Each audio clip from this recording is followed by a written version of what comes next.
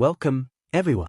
This is your friend, the DN WhatIf 2.0, here with another exciting fanfiction. Today, we're diving into the story of What If Deku Took Cool Lessons from Shoto Todoroki? If you enjoy this video, don't forget to hit that like button and subscribe for more fanfiction content just like this. Now, let's get started with the fanfic. If there's one thing in this world Shoto hates more than anything, it's being stared at. The feeling of being watched, judged, scrutinized by people you didn't even know. Though he couldn't totally blame people who glanced at him longer than what was deemed necessary. He had white and red hair for FS sake, and not to mention the massive scar he adorned on the left side of his face. He didn't mind if people looked at him for a short second and then carried on with whatever they were doing. No, but what he did mind is people who blatantly stared at him like he was some sort of zoo animal. People who didn't even bother to hide their staring. Shoto can feel the eyes on him. Bright green, wide eyes watching his every move. The moment he walked into the lunchroom, he felt those eyes train on him. It was distracting. He didn't say anything at first, thinking Midoriya would stop staring after a while, but the boy continued to watch him. Shoto's held out long enough, he thinks. Long enough for Midoriya to stop FNG staring at him. He hasn't, and Shoto's lost every thread of patience he has. He finishes up the rest of his food and stacks the tray on top of the trash can, turning his body sharply and immediately making short-lived eye contact with Midoriya before the boy ducks his head. Shoto scowls and stalks up to the boy, who's beginning to hastily pack his things. Just as he slips one leg out from underneath the table, Shoto grabs his elbow and pulls him to sit back down. Todoroki-kun. Hi. What brings you here? Midoriya chuckles nervously, subtly trying to maneuver his arm out of Shoto's grasp. He rolls his eyes and lets go of the fidgety boy's elbow. Staring is rude, Midoriya. If you have something to say to me, just say it. Midoriya turns bright red as he sputters out an apology, bowing his head about 100 times. Shoto watches, unamused. So do you have something to say to me? He asks, impatient. Midoriya freezes, bottom lip being nervously chewed on. Yes, but it's not important. I'm sorry for staring, it won't happen again. He says piteously. Shoto hardens his gaze. You spent the entirety of lunch staring at the back of my head. It must be important. Midoriya chokes. His cheeks somehow flush a darker shade of red. How did you know I was staring for that long? I could feel your eyes. Midoriya lets out a high-pitched whine. Don't bother apologizing. Just spit it out. Spit what out? The reason you were staring at me this entire time. Shoto grits out, sounding colder than he intended to be. Midoriya flinched at his voice, and ducks his head again. All right, Todoroki-kun is so good at keeping his face unreadable. I want to be able to do that too. Shoto blinks. This has to be a joke. He sighs, fed up with the entire conversation. Well, thanks for wasting my time. And he begins standing up from the table, ready to leave the other boy behind. No. I'm being serious. You're really good at keeping a poker face. And I'm not.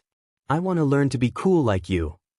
Midoriya rushes out, encasing one of Shoto's wrists with both of his small hands. I want to learn to be cool like you. What the hell? What does you wanting to be cool have anything to do with you staring at me? Shoto frowns, quickly pulling his wrist away from the hold. Can you teach me how to be cool, Todoroki-kun? Shoto stares down at the boy in disbelief. There's no way he's being serious. But the pleading look in Midoriya's eyes says otherwise. He wasn't joking. Shoto snorts despite himself. Laughs right in Midoriya's face without meaning to. The boy shrinks into himself, obviously embarrassed. Please, stop laughing at me. Shoto shakes his head. I'm not laughing at you, but you do know how ridiculous that sounds, right? Obviously. That's why I was afraid to ask. Midoriya pouts, looking off to the side. I'm not cool, Midoriya. I don't know what you expect to learn from me. Shoto states, and gets a look of disbelief. No way. Todoroki-kun is the coolest. Midoriya declares, leaning in close and blinking at Shoto with his wide eyes. Shoto takes a step back, fighting the urge to snap at the boy to learn something about personal space. Midoriya, I'm not going to teach you how to be cool. But... No. He growls, then regrets it immediately after Midoriya forcefully flinches away, looking like a kicked puppy. I understand. I'm sorry for bothering you, it won't happen again. The boy mumbles, bowing deeply before turning to walk out of the lunchroom. Should I go after him? It's not like I owe him anything, anyway. But he looked so upset. Why do I even care? Midoriya, wait. Shoto says before his brain even processes it. The boy turns slowly, almost timid, definitely nervous. Why yes. Well, this was it. I'll teach you how to be cool. Midoriya's face brightens in an instant. The pout he wore was suddenly replaced by a splitting grin. Really? Shoto rolls his eyes, hoping his face doesn't look as hot as it feels. Just stop moping around like a puppy. Okay. Thank you so much, Todoroki-kun. Midoriya practically squeals, clasping his hands in front of him. Yeah, whatever. You can go now. Shoto laments, crossing his arms over his chest with a soft scowl on his face. Alright. Well, I'll see you later. Midoriya asks, hopeful and still standing in front of him. Shoto already regrets saying yes to this. Yes, later, Midoriya. Now go before I change my mind. He warns, and Midoriya immediately jumps to action, clumsily making his way to the lunchroom exit. What did Shoto just agree to?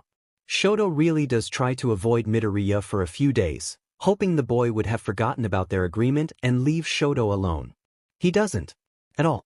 Midoriya's constantly seeking him out in the hallways, staring at him during class, sits at tables that are closer to Shoto's during lunch. He acts like a fan. Shoto hates saying that, but he really does. That wasn't even the strange thing about it, though. Of course, Shoto is used to having people admire him. He's not blind to the girls that swoon every time he walks by a group of them in the hallways. It was just that his admirers would go up and talk to him. Midoriya didn't. He seemed to purposely stay away, actually. Despite all his efforts to always be around Shoto, he never went up to talk to him like Shoto knew he wanted to. It didn't seem like Midoriya would initiate any sort of conversation anytime soon, seeing as after a few days he still hadn't asked Shoto about their lessons. So he decided to take matters into his own hands, surprisingly enough. Shoto finds him walking home alone after school. Perfect time to ask what the hell he's been doing this entire time. Midoriya, he calls, catching up to the boy in just a few strides. Midoriya looks over at him in shock and worry. Todoroki-kun, what are you doing? The boy stammers, suddenly looking uncomfortable with Shoto walking beside him. I thought you wanted to learn how to be cool, he replies, completely ignoring Midoriya's question. I do, but Todoroki-kun, you shouldn't walk next to me. He whispers hastily, hunching his shoulders and ducking his head. Shoto frowns, puzzled. And why not? People are looking. He takes a single glance around the perimeter and sure enough there's a few people gawking at them, pointing and whispering to their friends. It's nothing Shoto doesn't already go through on the daily. So, it'll ruin your reputation. He quirks a brow at that. Reputation? Midoriya nods quickly, walking further away from him. Shoto scowls, and takes his place right next to the boy again, this time walking closer than necessary. He has some nerve avoiding me. Todoroki, seriously? To hell with whatever reputation you think I have. Am I going to teach you how to be cool or not?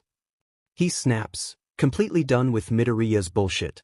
The boy clamps his mouth shut, looking off to the side. I want you to teach me how to be cool. He mumbles, twiddling his thumbs. Okay then. Shoto huffs, then adds, I'm going over to your house. Midoriya stops walking, frozen to the spot as he gapes at Shoto in some sort of disbelief. What? I can't come over? Shoto asks, angling his body to glance at the boy. It's not that. Why? Well, how else are we going to have these lessons? Shoto deadpants. Midoriya nods slowly, almost apprehensively. Right. Okay, I guess that's fine. But shouldn't you ask your parents first? He was definitely not asking Todoroki NG permission for anything. Rule number 1 about being cool, you don't ask, just do. Shoto says, priding himself in the way Midoriya's eyes seem to light up at his on-the-spot rule. Should I write that down? Shoto fights the urge to roll his eyes. Rule number 2, never write stuff down. Forgetting things is for cool people. When the pair make it to the Midoriya residence, it's an apartment, not a house. Shoto's already made up about 4 rules about being cool. He sort of feels bad about not taking these lessons more seriously, but Midoriya seems to be engraving every word he says to memory, so he had to be doing something right. Shoto meets Midoriya's mother, who is a lot like her son. Fidgety, always looks nervous, but seems genuine. Probably is genuine if he based it on what he already knew about Midoriya. After being forced to take as many fruit snacks as he possibly could, courtesy of Midoriya's mother, the pair end up in Midoriya's room. It's very decorated. Superhero themes take up the entire space, figurines, posters, pins, you name it. Is my room cool? Shoto hears the boy mumble, looking deep in thought as he pinched his bottom lip in between his thumb and index finger. Shoto thinks back to his room. Yes, he basing all of these stupid rules he's making up on himself. Midoriya seemed to think he was the blueprint, so Shoto wouldn't disappoint. Anyway, his room. Shoto's room is anything but decorative. It's just a room. With his stuff. Not much to it. Definitely has 0 personality to it. So, technically, Midoriya's room, if he was basing it off his standards, was not cool. But can he really just say that? No, because he's not an a-hole. I think it's cool. Shoto says, startling Midoriya out of his train of thoughts. Oh, sorry, I mutter sometimes. You can tell me to stop if it ever annoys you. The boy flushes, looking embarrassed. I wouldn't do that. Is my room really cool? You meant that? Midoriya asks, taking a step closer to him, probably without meaning to. He isn't the type to be overly confident in himself. You could tell that much just from hearing the boy speak. He stutters a lot. Yes, I did. Your room's cool. It's cooler than mine. Shoto says, nonchalant. Midoriya gasps in awe, eyes sparkling like real emeralds. No way. Confidence is also cool, Shoto thinks. He nods once.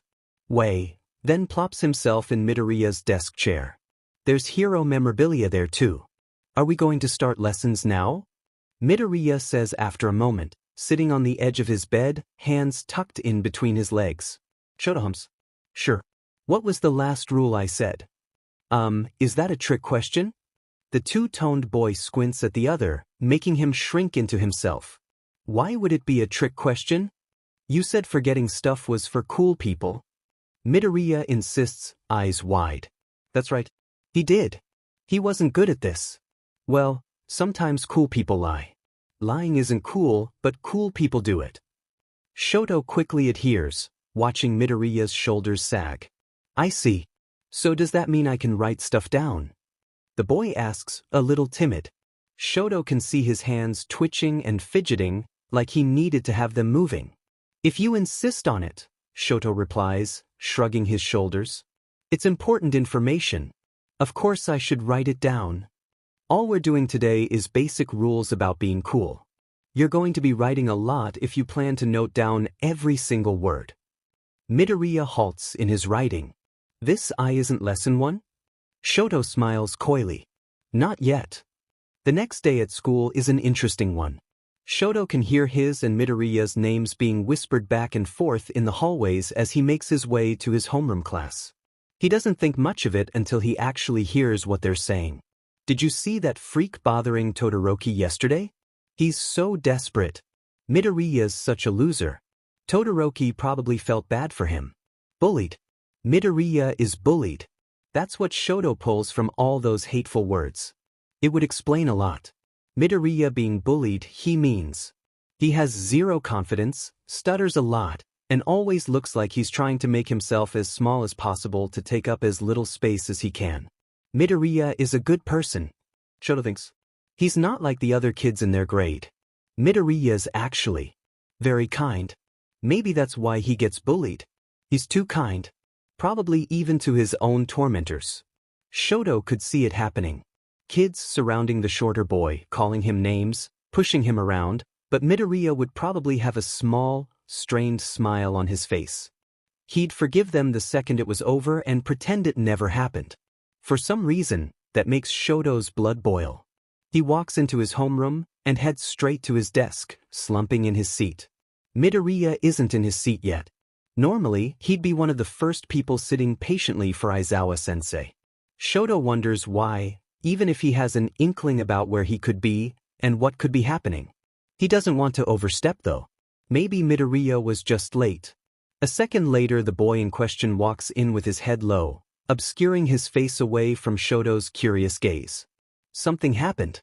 Class starts by then, too late for Shoto to go up and ask if he's okay. So he waits until the bell rings to confront him. There's a few minutes before their math teacher comes in. A few minutes is all Shoto really needs. Midoriya, he says, standing next to the boy's desk. He tenses, but doesn't look up. Is anyone bothering you? Straight to the point. Midoriya shakes his head quickly, almost before Shoto even finishes his sentence. Well, if he's going to be difficult, lying isn't cool, you know. Shoto says, and kind of regrets it because of the way Midoriya's shoulders hunch. He almost takes it back and leaves the boy to his own thoughts, but Midoriya looks up. There's 3 lacerations on his cheek. They don't look deep, but they're swollen and a little bloody. It must hurt. Sit with me at lunch, Shoto states. It's not a question for a reason. Midoriya hesitates, eyes looking past him then back at the floor. I don't think that's a good. Please, sit with me during lunch. Shoto repeats. Their math teacher walks in before Midoriya can give him a response. Midoriya doesn't sit with him during lunch. At least he tries not to. Shoto watches him sit at the table across from his. He's fidgeting more than usual. Shoto gets up with his lunch, walking straight for the boy. He plops his lunch tray right in front of him, making the boy flinch. He's not looking up. Hey, Shoto says and watches as Midoriya's shoulders untense. Good afternoon, Todoroki-kun. How are your cuts? He asks, blunt, slurping up some of his noodles. Midoriya shrugs. They kind of sting, but I should be fine. Shoto reaches over, using his thumb to tilt the boy's head up and to the side to get a better look at his injury. You should probably put some cream on it when you get home. It'll get infected. Midoriya blushes profusely, stammering out an apology. Shoto ignores it. Who did that to you? He asks instead, watching Midoriya's face falter, blush completely wiped off his cheeks. It was my fault. That's not what I asked. He sighs, looking off to the side, uncomfortable and embarrassed. Just some girls. From a different class. Did they tell you why? Shoto asks. Of course Midoriya wouldn't hit a girl. He probably wouldn't even hit a boy. Why what? Why did they decide to give you 3 cuts on your cheek? Why'd they do that? Shoto frowns, suddenly a little upset. Midoriya stiffens. Well, they were asking me questions about you, Todoroki-kun. What kind of questions? Things like what's your favorite color, favorite food, stuff like that. I didn't know the answer to any of them. So they got upset and called me a liar, and then they slapped me. Shoto put 2 and 2 together. He knows exactly why it happened. His admirers were pieces of sheet. Thanks for telling me. What did these girls look like? He asks, trying to sound nonchalant, but the slight edge in his voice betrayed him. Midoriya struggled to come up with a decent description, but Shoto's seen this particular girl in the hallways all the time. He knows her face, just not her name. And he knows exactly where to find her. I'll be right back. Don't leave. Shoto orders gently. Midoriya tenses in his seat. Where are you going? He hastily asks, reaching a hand out and quickly retracting it. I need to talk to someone. Is all he says before striding out of the lunchroom, straight for the stairwell where he knew the girl must be. The thing that bothered him the most was that Midoriya seemed less than willing to tell him the entire story. Shoto's pretty sure he scared the truth out of him. He was too kind for his own good. This was a perfect example of that. He stops in front of the stairwell when he hears whispers and laughter. He looked like a cornered animal. Laughter followed. I can't believe that freak wouldn't tell us anything. as if he's not using Todoroki-kun to his advantage. Sounds of agreement followed. Maybe we'll just have to keep bothering him until he spills the truth. That little brat must be lying. That's when Shoto's had enough. Midoriya doesn't lie. At least not to give himself an advantage over people. That wasn't him. He descends down the stairs. The whispers and laughter stop as soon as he comes into view. His suspicions were correct.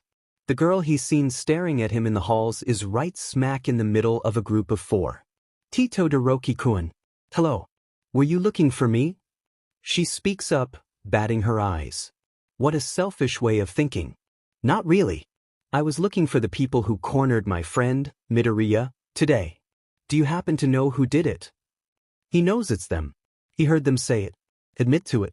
He wants to see if they'll tell the truth. Based on their panicked faces, no truth was going to be told. Oh, no. Sorry. I didn't know you and Midoriya were so close.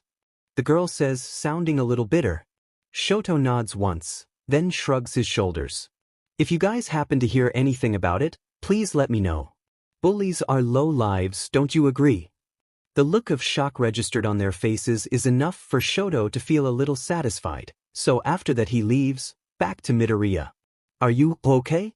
The boy asks once he makes it back to the table, looking worried sick. Shoto nods.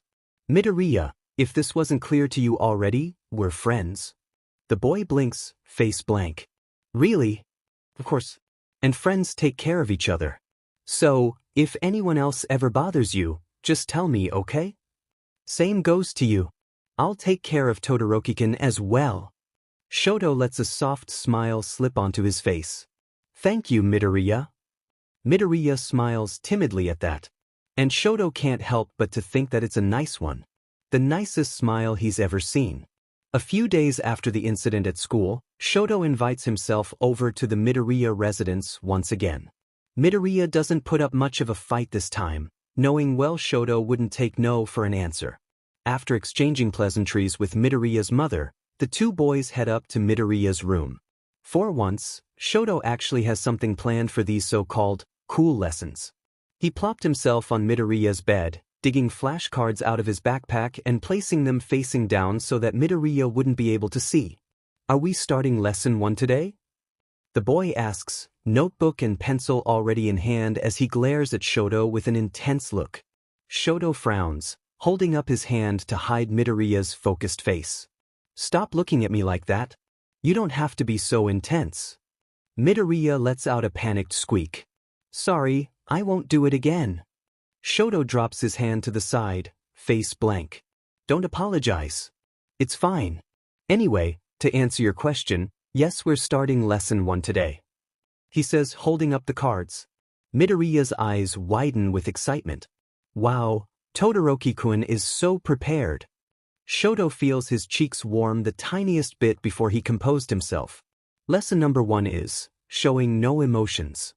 Okay. So this may be a bit of a stretch, but Shoto was basing all of these lessons off of himself. He really didn't know if the things he was teaching were right or wrong, but, oh well, it's not like Midoriya would notice anyway. Not showing emotion, got it. What next? Midoriya mumbles, then looks up expectantly. Yup, didn't notice. Shoto took 1 card from the deck. These flashcards have pictures that are supposed to incite emotion in a person. Your job is to not react to any of them. Sound good? Midoriya nodded his head quickly as he scribbled something in his notebook, probably the instructions for the lesson. Sounds good. I'll try my best. Shoto snorts softly. I know you will. Okay, first picture. He holds up a picture of a kitten sitting in the rain, ears drooped and eyes sad. When Shoto looked at this picture, he felt absolutely nothing. He did not know this cat. Why should he care about its well-being? Besides, it was probably fine by now. He looks over at Midoriya, expecting to find him with a straight face showing no emotion, but is instead met with big, sad puppy dog eyes that were beginning to well up with tears. He blinks, sorta lost in the situation before snapping back to reality when Midoriya lets out a choked whimper. Shoto puts the card down and reaches his hand out to pinch one of Midoriya's cheeks, making the boy yelp out in surprise. You're already failing lesson 1. Shoto informs passively. Midoriya blushes down to his neck. That picture was too sad. Also, you didn't have to pinch me. Shoto humps. Pinching your cheeks will be your punishment if you keep this up. The boy whines, covering his cheeks with his hands. No. That's so mean. Well then try harder and I won't have to. Shoto snorts, suddenly picking up another card and shoving it in Midoriya's face. How does this make you feel, Midoriya? It's a picture of a crying baby. Shoto hates this picture. Crying babies were the worst. They must be hurt. Oh no. Midoriya mumbles dejectedly. Shoto quickly reaches over and pinches the boy's cheek again. Wrong answer. He exclaims, making the boy jump up and yelp in his seat. But. No buts. Try again. How does this make you feel, Midoriya? The boy pouts, rubbing his cheek. I feel pain. Shoto rolls his eyes. You're not doing a very good job at this, you know. Midoriya drops his hand, eyes shiny. Because I'm in pain. He argues weakly.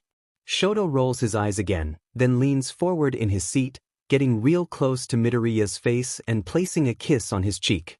He pulls back, slumping back on the bed, watching Midoriya's face go darker in color.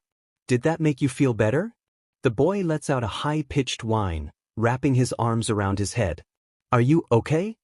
Midoriya nods quickly, not uttering a word. Should I have not done that? Shoto deadpants, worried for his friend's well-being. Midoriya peeks at him through his arm barricade. I just wasn't expecting it. Shoto frowns. Sorry, I won't do things without asking you beforehand. The boy drops his arms, eyes wide, panicked. Oh no. Todoroki-kun can do whatever he likes to me. I trust you with my life. He squeaks out. Shoto blinks and wills the blood rushing up his neck to not make itself known. He can do whatever he likes, huh? Midoriya probably doesn't even know what a SXL innuendo is, the BSTRD. Why your? He clears his throat. Your life? Do you really trust me that much? Of course I do. Shoto tilts his head to the side. Why? Midoriya's cheeks turn red again, ducking his head down as they gradually darken. Todoroki-kun is, like, my first real friend. Shoto blinks, a little shocked. Midoriya's first friend? But what about the years before they met? Has Midoriya never made a friend? Did people not want to be friends with him? If that was the case, why? Why wouldn't you want to be friends with someone so good? So earnest. Shoto clears his throat again. If I'm being honest, you're also my first real friend too. Midoriya's head snaps up, face contorted into a surprised expression. But why? You're so cool. He wasn't cool, he was rich. That was the issue. I think that's the reason why I didn't have any friends to begin with. Nobody wanted to be real friends with me. Not like you do. They just wanted to associate themselves with me because cool. This wasn't a lie. Shoto's struggle to make any long-lasting friendships with his classmates is because they always just saw the money. Never him. Which is why he never acknowledged the people that surrounded themselves around him as his friends. That's why Shoto's never had a friend. Not until now. I didn't become friends with you because I think you're cool. I'm not like those people. Midoriya bursts out suddenly, tears falling down his cheeks at a rapid pace. Shoto's eyes widen at the scene, head moving backwards at the surprise of it all. I'm sorry if I ever made you feel like I only wanted to be your friend because I wanted to be cool. That's not.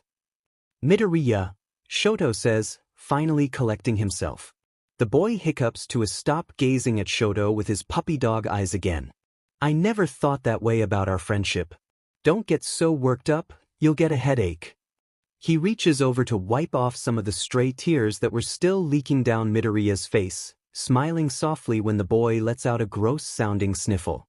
Sorry, I guess I failed lesson 1, huh? Midoriya sighs after a minute, his face twisting in sadness and disappointment. Shoto freezes, head swiftly turning back to the flashcards. What good would come from making Midoriya cry even more? To hell with his stupid flashcards. I think emotions are cool sometimes. Shoto says, throwing the cards off the bed to prove his point, somehow. Midoriya blinks at him, then at the cards, then back at him. Really? Shoto nods, a small smile making its way to his face. I wouldn't lie to you. Midoriya shoots him that timid smile again. The one Shoto's growing accustomed to. It's such a lovely smile, especially on Midoriya. There should always be a smile on his face. They spend the rest of the afternoon doing homework, their first cool lesson finally being completed. After learning about Midoriya's bullies and how he continues to be bullied even now, Shoto's kept a close eye on the people they go to school with. First, there's Minoma Nido. He's an a-hole. He didn't even have to be Midoriya's bully for Shoto not to like him. That's how effing annoying that guy was. So loud all the goddamn time. Besides him being loud, he was also very passive-aggressive to people, especially Midoriya. It was always Midoriya getting the short end of the stick, and Shoto was sick of it. Second, there was Mineta Minoru. First of all, that guy had absolutely no room to talk. A raging perv just waiting to be expelled from their school for SXL assault. Shoto has a hard time wrapping his head around why this guy thought he could get away with bullying. The sad part was that Midoriya let him. Shoto was sick of that too. Of Midoriya letting himself. And third, most infuriating of all, Bakugo Katsuki. For some reason, Bakugo seems more personal to Midoriya than the rest of his bullies. They have nicknames for each other. One endearing, the other not so much. They have some sort of past. Shoto knows this, but Midoriya refuses to tell him anything, which pisses him off more than he would like to admit. Bakugo wasn't just a bully to Midoriya though. He just especially is a bully to Midoriya. Shoto was sick of him. Sick of Bakugo Katsuki. By far, he's the worst of all Midoriya's tormentors. And what's more annoying is that Midoriya didn't like when he confronted Bakugo about it either. He's so weirdly protective over that guy, it makes Shoto feel. He can't explain it. Anyway, Bakugo was beside the point. Midoriya wasn't just picked on by these three people. He was picked on by everyone. Those three were just the most adamant about it. It seemed that Shoto was the only person who didn't tease Midoriya, which he seriously doesn't understand. Once you get to know him, Midoriya's actually really fun to be around. And you may be thinking, well, Shoto didn't have any friends either. Well, there's a huge error in that accusation. People are scared of Shoto. They're intimidated by him. They'd rather be his friend than to be on his bad side. That's why he was never picked on. Midoriya, on the other hand, short, baby-faced, starry-eyed, messy-haired Midoriya was a way easier target. If it wasn't his appearance that made people want to pick on him for some weird reason, it was probably the way he held himself. Midoriya's a shy person by nature, Shoto thinks. Or maybe he's been coerced into playing that role by someone over the years, who really knows other than Midoriya. Midoriya's shy, and he cries a lot, and he also stutters most of his words, but none of those things should constitute a reason to want to bully someone. There's no way Shoto was the only one who could see how great Midoriya was. As he continues to ponder over Midoriya, he freezes at the sound of a muffled, high-pitched yelp coming from the cleaning supplies closet. Shoto blinks at said offending closet, staring at the door waiting for something else to happen. A loud bang on the wood, alongside a whimper, startled him into action. He knocks on the door. Is someone in there? Nothing happens, but Shoto knows what he heard. He knocks again. Hello? Are you okay? Are you hurt? He hears the slapping of something and another yelp follows suit. Something about this doesn't feel right. Leave us alone, creep. It's Bakugo. Shoto scowls, immediately uninterested. It sounded like someone was hurt, my bad. He hears the blonde boy growl and he rolls his eyes. He turns back to his path to the lunchroom before he hears another voice. I'm sorry. Shoto freezes, eyes wide. He spins around back to the door. That sounded like Midoriya? Shoto questions, hand twisting the knob of the closet door only to find it locked. I know it's you. Heard you. Is Bakugo hurting you? Silence. Shoto scowls, his stomach filling with something heavy, his mouth tasting bitter. Bakugo, if you don't open this door, I will knock it down. He's not bluffing. These doors weren't that sturdy either way, it wouldn't be hard. Bakugo scoffs. Like I'm scared of the spoiled rich boy. Leave unless you want to hear me hurt Deku some more. 'Cause that's all you're good for, huh, Deku? being my punching bag. Another hit is heard, a whimper accompanying the sound. Shoto grits his teeth. Whatever, he can pay for this door anyway. It doesn't take much effort, not nearly as much effort as he thought it would take to break open a door, but rage does that to a person. He somehow breaks the knobs off, and once the lock is loose enough, he shoulders his way in, chest heaving from anger. Midoriya's sitting on the floor, cradling his stomach, crying softly as Bakugo looms over him. Prince Charming came to save your butt, Deku. Aren't you glad? Bakugo snorts sarcastically, and that's all it takes for Shoto to punch him straight in the nose. You have no idea how long Shoto's wanted to do that. The boy stumbles back, knocking over some spray bottles which causes Midoriya to look up in alarm. Bakugo regains his footing faster than Shoto was expecting, but he didn't falter. He manages to land another punch to his abdomen while the blonde swung a big right hook, leaving him entirely open, the idiot. Just as Shoto's about to land another punch to his ugly, stupid face, Midoriya clumsily stands between them, arms spread out by his sides to create some type of barrier to protect. Bakugo, please, stop fighting.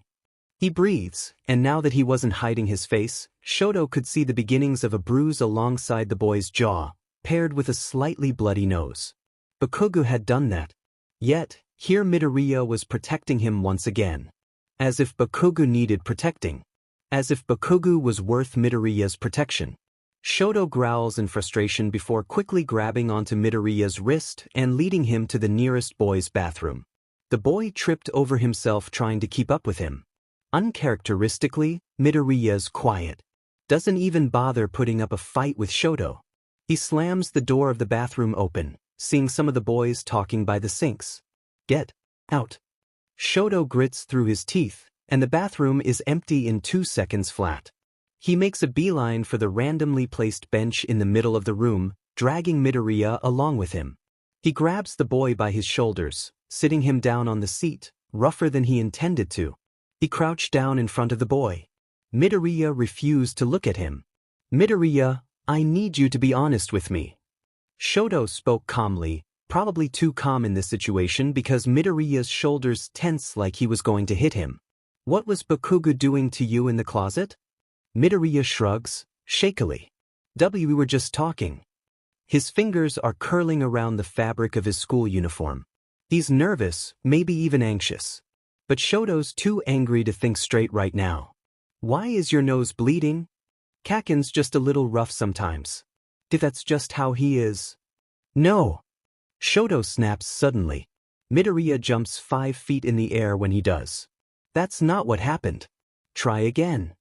Midoriya shakes his head timidly, arms wrapping protectively around his body. Midoriya. He doesn't mean to hurt me. He wants to be friends again. Is that something he said, or are you just being delusional? Shoto snaps, without meaning to, shutting Midoriya up immediately. The silence in the room is deafening. Midoriya's trembling in front of him. That's a mean thing to say, Todoroki-kun. He mumbles thickly, shrinking into himself. He knows. He knows it was mean. But for some reason he can't find it in himself to apologize. Not right now. Why do you keep protecting him? What's so special about him, Midoriya? He doesn't care about you. You need to understand that. He's so angry he's just saying things without even thinking. If Bakugo wanted to be your friend, he would stop hurting you. Friends don't hurt each other. Then what are we? The boy exclaims, sobs racking his body. Shoto tenses, eyebrows furrowing. What? Midoriya sniffles loudly, dropping his hands to his laps, his head still facing the ground. I don't like being called mean names, Todoroki-kun. Shoto frowns. Or are you just being delusional? Why? Why did he say that? He's such an idiot. Just when Shoto opens his mouth to spill an apology, Midoriya beats him to speak. When you said that word you sounded just like everyone else. Shoto winces at that, shame and regret filling his chest. And I'm not stupid. I know people want nothing to do with me, especially Kaken. I try to ignore it all, but when the only person I consider a friend says it, then it must be true. Midoriya hiccups, hiding his face once again. Shoto panics. He messed up so bad. How does he fix this? Can he fix this? Midoriya, please leave me alone. The boy whispers, broken. Shoto's blood turns icy cold, heart beating out of his chest. Was that really a good idea? Please, Todoroki-kun. Please go. Midoriya decided for him. He stands up on shaky legs, mouth drier than it's ever been in his life. He takes a hesitant step towards the door, looking back down at Midoriya before sighing to himself and walking the rest of the way out. His legs move on their own, taking him absolutely nowhere. The only thing on Shoto's mind is Midoriya. The only thought he's thinking is, he might have just lost his only friend. Shoto fed up, but Midoriya is ignoring him. Or, Shoto is ignoring Midoriya. Not really though. He's just afraid of what Midoriya might say if he tries talking to him again. They haven't properly spoken since Shoto last went to Midoriya's house for their lesson, and it's driving him crazy not being able to be around the boy. Shoto's giving him his space, not really sure what else he can do in the situation to make it any better. It hurts to stay away more than he'd like to admit. It hurts to watch Midoriya eat lunch by himself again when they used to do that together. It hurts not walking beside him to the train station. Everything hurts. It's been a week since this entire mess started, and Shoto's beginning to believe he's lost Midoriya for good. Not that Shoto could blame him. He was a huge deed to him, regardless of his intentions. He hasn't even apologized, or texted or called, because they have each other's numbers. But again, Shoto's trying to give him his space. Midoriya told him to leave him alone, and Shoto was going to do that. No matter how badly he wanted to just walk up and hug the boy into oblivion.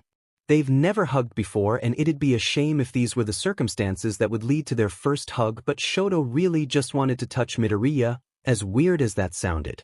Midoriya's skin is really soft, especially his cheeks. Shoto learned this when he pinched them. Midoriya's not used to nice touch. The good touch. Like playful pinches or cheek kisses, or probably even hugging. Shoto's not either. They could learn together. If Midoriya still wanted to be his friend, that is.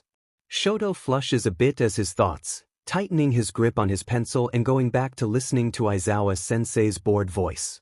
Shoto has never been this hung up on someone. He's never had anyone to call a friend, so he wasn't sure if being this obsessed over their fight was normal or not. He can't focus in class, he can't eat lunch because he's not hungry, he can't sleep because he's constantly thinking about Midoriya. Does Midoriya think less of him now? Is Midoriya thinking of him, too? Does Midoriya hate him? Does Midoriya not want to be friends anymore? Shoto's not sure he wants to know the answer to any of those questions. He shakes his head to clear his mind, trying to focus back on his notes. It's difficult to do when the boy plaguing his thoughts sits just a few rows in front of him. Shoto frowns, and tries not to look at the back of Midoriya's head for the rest of class. Another day passes, and Midoriya still hasn't talked to him. He hasn't even looked in Shoto's general direction for the last 8 days. With this in mind, Shoto's been trying to forget about Midoriya. Clearly he didn't want to be friends with him anymore, and that was fine, but Shoto would rather have him just tell him straight to his face instead of having him second guess. They hadn't even been friends for that long. How did Shoto come to be so infatuated with Midoriya? That was an easy answer. Midoriya's kind. Really kind. And genuine. And he's really good. He was such a breath of fresh air compared to other people he's met. There probably wasn't a mean bone in his body. Shoto suddenly stops walking. There wasn't a mean bone in his body. Midoriya isn't mean. He doesn't know how to be. Probably he's not choosing to ignore Shoto. Midoriya must think Shoto's ignoring him. Or maybe he's just coming up with conspiracies to make himself feel better. Either way, he can see Midoriya walking just a little ahead of him. It would be the perfect time to test this theory. Should he? His legs are already walking in the boy's direction. Midoriya! And his mouth is moving on its own. The boy freezes in his spot. He doesn't turn around to look at Shoto, but that's fine. He's testing a theory. He hurriedly walks to stand in front of him, stepping back a bit when he notices their close proximity. Can I go over to your apartment? Midoriya tenses, head snapping up to look at Shoto in bewilderment. He looks like he wants to ask why, but nods his head yes anyway. Shoto exhales a smile. Cool. They sit next to each other on the train, and since the first time they met, Shoto's more fidgety than Midoriya. Midoriya-san greets him like usual, which could mean two things. Midoriya hasn't told her about their fight. Midoriya has told her about their fight, but she's pretending she doesn't know about it. Both make Shoto squirm with nerves as she kisses both his cheeks, but he smiles politely anyway, hoping to save whatever respect she still had for him. They naturally end up in Midoriya's room, as they usually did whenever Shoto went to his apartment, but it was so different this time. Different in a bad way, definitely. It was awkward and tense, but he's here at least. With Midoriya. Shoto curls his fingers into the fabric of his uniform, breathes, readying himself to speak. He hates feeling this way.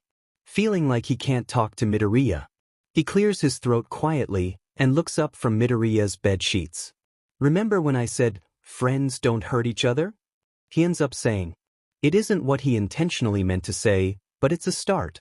Midoriya nods, hands writhing in his lap. Last week. I wasn't being a good friend. The boy sitting across from him suddenly looks up, scandalized. T-to-do. Wait. Shoto interrupts, holding up a palm. Please let me explain myself before you start talking. I need to do this. In all honesty, Shoto's not sure if he even wants to hear what Midoriya has to say. He really just wants to apologize and then leave hopefully, but that's not how life works, apparently. Midoriya shrinks back into his seat, nodding. Shoto sighs. Last week you know what? He trails off and mumbles. Midoriya, I don't like seeing you get hurt. The boy jumps a little in surprise, eyes blowing wide. When? I found out you were in that closet with Bakugo, I got so angry. I was angry because I wish I could have gotten there sooner. Shoto sighs, burying his face into his hands. This is a little embarrassing to be saying out loud. I don't like that you get bullied or when people take advantage of your kindness. I really hate it actually. And I told you that I would take care of you. But last week I said some things that I knew would hurt your feelings. I wasn't thinking straight and I'm really sorry. I understand if you don't want to be free. I do want to keep being friends with you. Midoriya exclaims, suddenly standing, fists clenched at his sides. Shoto blinks, surprised. But Todoroki-kun, you said it yourself. Why you were trying to take care of me. Even if the things you said did hurt my feelings, you were trying to do the right thing. Midoriya says, earnest. I should be thanking you. He whispers after a moment, and it shocks Shoto so badly he almost falls off of the bed. Thanking me? He chokes out. Midoriya smiles crookedly. You still saved me, didn't you? Does that cancel out all the stupid shit I did? Shoto frowns, fiddling with his fingers. It would have been worse if you hadn't shown up. Midoriya supplies, walking towards Shoto and taking a seat next to him. To be honest, I thought you were ignoring me. I was too afraid to try and talk to you. The boy mumbles softly. Shoto sighs. I thought you were ignoring me. I wouldn't have blamed you either way. I still think you should be upset with me. I'm not a good friend. Midoriya gasps next to him. Don't say that. Todoroki-kun is a really good friend. Shoto glances over at the boy, swallowing down the bile rising in his throat. Why is Midoriya so kind? He finds himself smiling softly. He can feel his face softening from the scowl he previously wore. Shoto can't resist the strong urge to pull Midoriya into his arms, hauling him in by his collar and holding him close to his chest. In other words, they're hugging. Really hugging. Todoroki-kun? Midoriya squeaks, but doesn't pull away. Shoto rests his chin on the boy's fuzzy head, splaying his fingers on his back. The world needs more people like you, Midoriya. The boy tenses before encircling his arms around Shoto's shoulders. Is hugging cool, Todoroki-kun? Shoto suddenly snorts out a laugh, hearing the unsaid joke in Midoriya's voice. Hugging is really cool. Midoriya giggles. He giggles. Shoto's never heard a more charming sound. We should hug more often then. Shoto binds his arms tighter around the boy's midsection, scared to let go, scared to lose him again. Shoto doesn't want to ever lose Midoriya again. We're going to the park after school today, Shoto states as he sets his lunch tray down in front of Midoriya, making said boy jump 10 feet in the air. Todoroki-kun. Why you scared me? The green head gasps, placing a hand over his heart as if to keep it from beating out of his chest. Did you hear what I said? It asks, disregarding Midoriya's previous sentence while popping a cherry tomato into his mouth. The park after school? What for? The boy questions, sitting straight-backed in his seat. Shoto frowns, noticing his overly proper posture. Don't sit so rigidly, you'll hurt your spine. And, to answer your question, it's for a lesson. Midoriya mutters an apology, slumping a little. I'd have to ask my mom first, he trails off, twiddling his thumbs. Shoto huffs. Midoriya-san likes me, doesn't she? I think she'll say yes. A small smile makes its way onto Midoriya's face. She does like you, and she told you to call her Inko. The boy points out. It's too familiar. I don't even call you by your given name, and we're friends. Shoto laments, and Midoriya tenses up. What? Shoto asks when he notices, squinting his eyes at the other. A blush blooms on Midoriya's cheeks, eyes averting to look at the ground. You can call me by my given name. But only if you want. Shoto blinks, surprised at the outburst. He wants me to use his given name? That's so. Shoto clears his throat, suddenly uncomfortable with the direction his inner thoughts were going.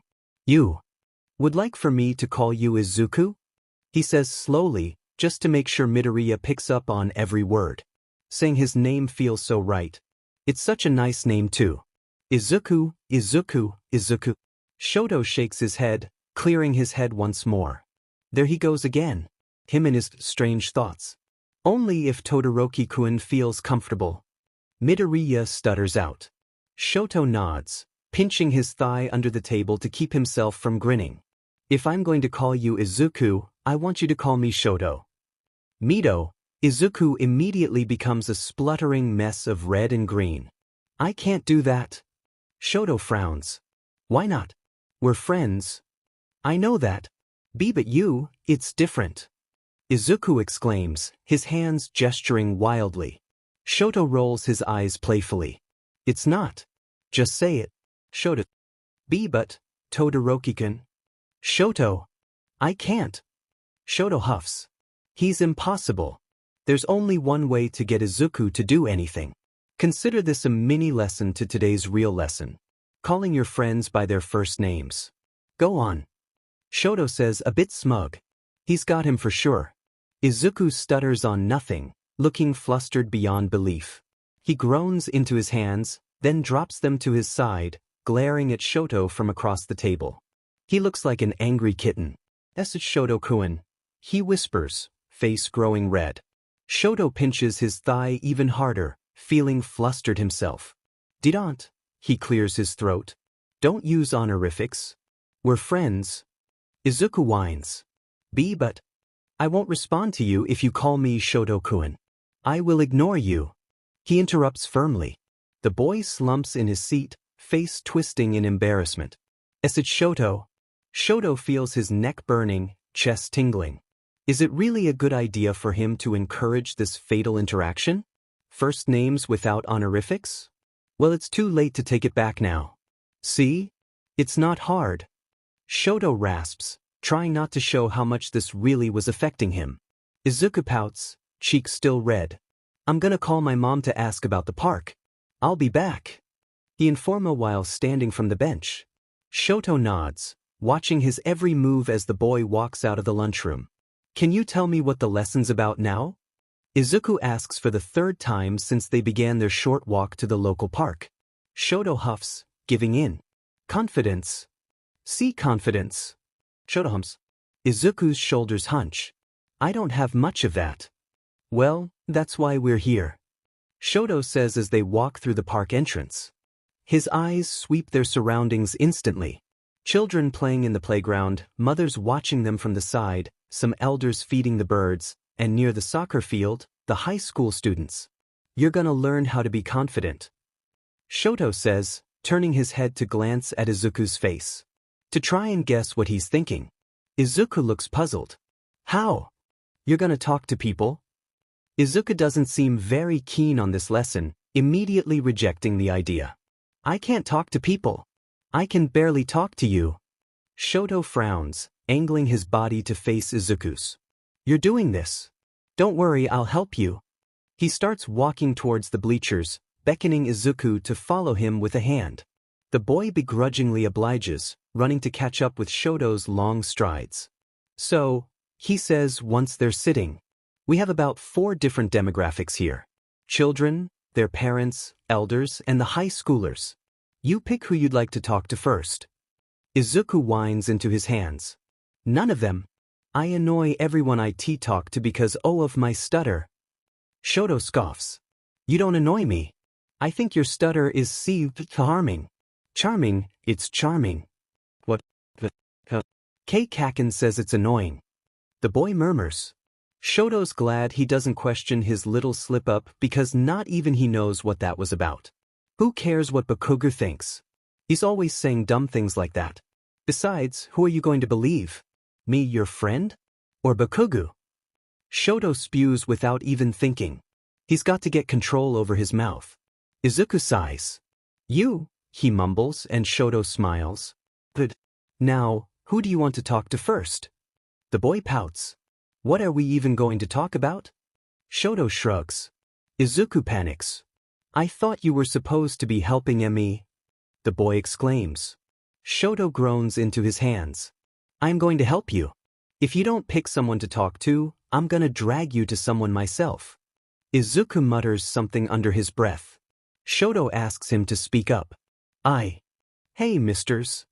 Shoto looks up at the high-pitched voice suddenly in front of him. It's a little girl. Dark black hair, even darker eyes. She looks about 5. And she looks to be by herself. Where's your mother? Shoto asks, ignoring her greeting. The girl's cheeks puff out, clearly not happy with Shoto's response. You're no fun. I don't like you. Shoto scoffs inwardly. What a brat. How about you, mister? Are you fun? Her attention is on Izuku now. The boy flushes a bit, shrugging his shoulders timidly. I don't know. The girl suddenly grasps his hand, tugging at it. What are you? Come play giants with us. You can be the giant, I promise. The little girl says, batting her eyelashes at Izuku. She tugs harder at his hand and somehow gets him on his feet, running off with him to the playground. Izuku turns back to him, face set in a panic. Todoroki-kun, help me. Shoto furrows his brow at the use of his last name. He huffs, crosses his arms, and pointedly looks away from the boy. Shoto. Help me please. Shoto muffles a snort, then schools his face back to its usual deadpan. He stands to follow the pair to the playground. From the distance he was at, he could hear parts of their conversation. Why are you asking him to save you? The little girl suddenly gasps. Is he your prince? Are you the princess? Izuku flushes fiercely and... So does Shoto. No. Shoto isn't my, and Anata. The little girl quickly turns her head to face Shoto. Wanna play prince and princess with us?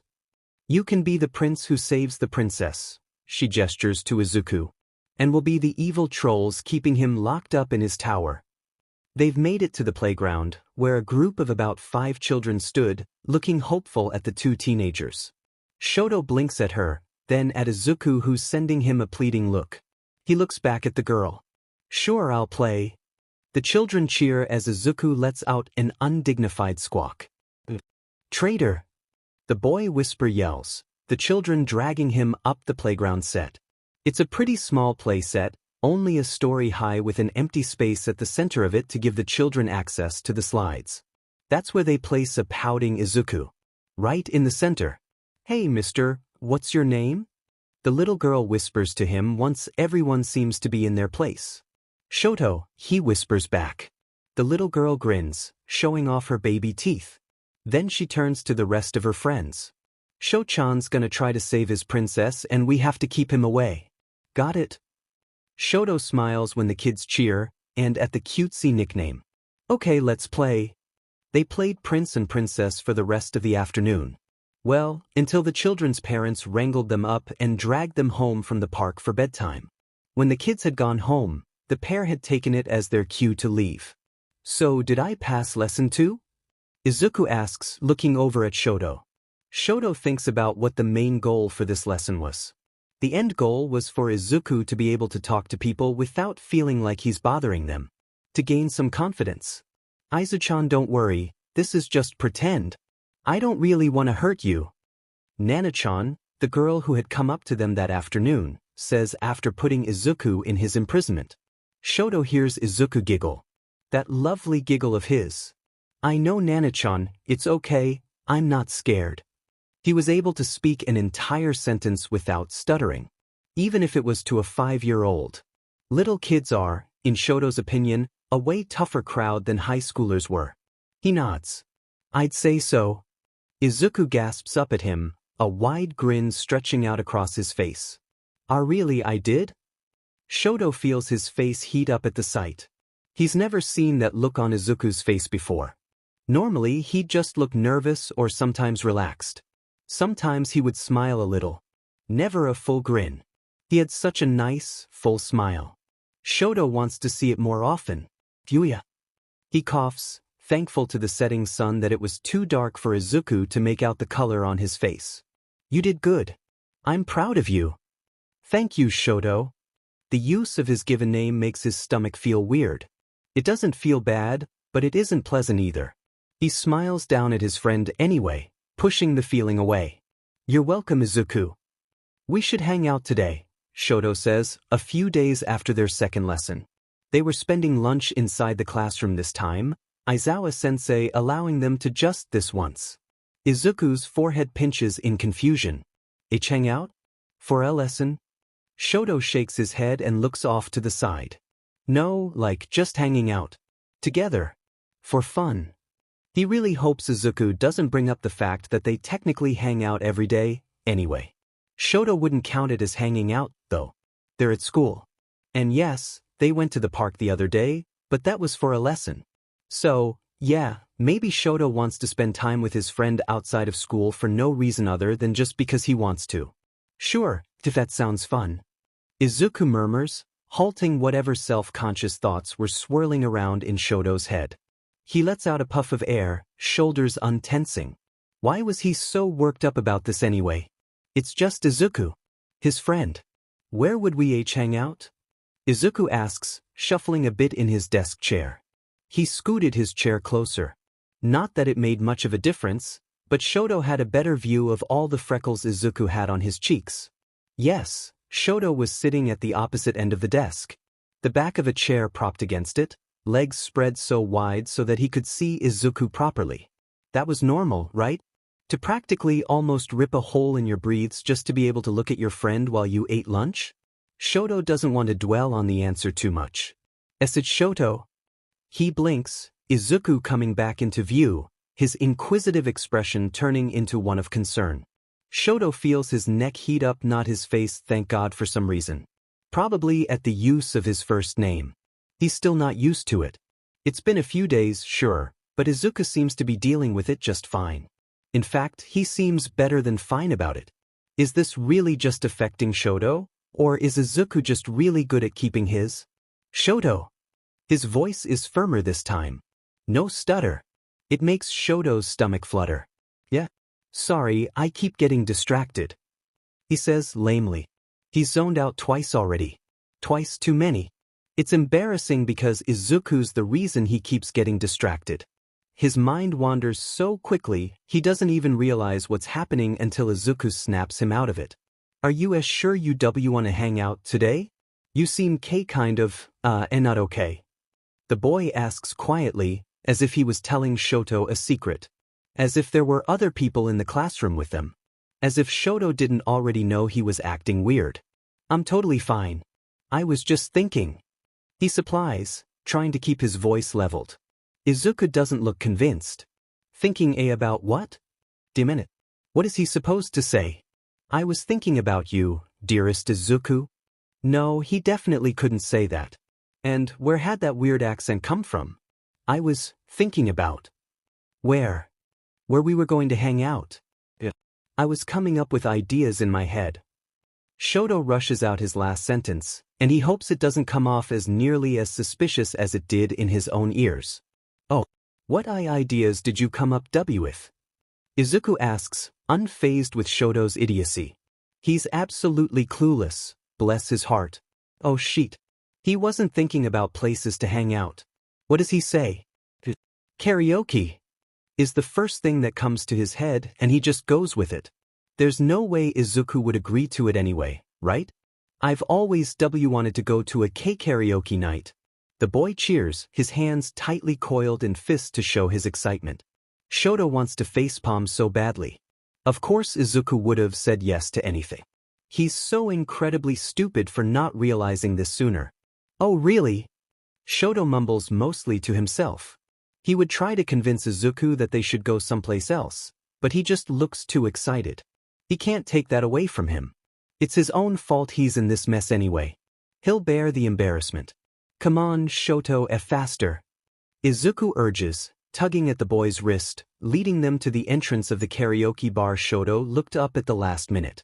His face is definitely red, from the almost hand-holding, and the SXL innuendo Izuku always manages to make. You're going to break my wrist if you keep pulling on it, he says quickly, pulling his arm out of Izuku's surprisingly strong grip. I'm here, Shoto mumbles, bending at his knees a little so that he could take Izuku's hand in his. This is better. There's a gradual blush filling Izuku's cheeks, and Shoto doesn't want to think about what that could possibly mean, so he walks them into the bar, his entire arm tingling from where they were connected. Welcome to Shibuya Karaoke. What can I do for the lovely couple? The universe must be playing a practical joke on Shoto today, because there's no way these situations were pure coincidence. Although, it wasn't the woman's fault for assuming they were a couple. After all, they were holding hands. Izuku wasn't going to correct her, obviously. He's too socially awkward for that. And so was Shoto. One room please.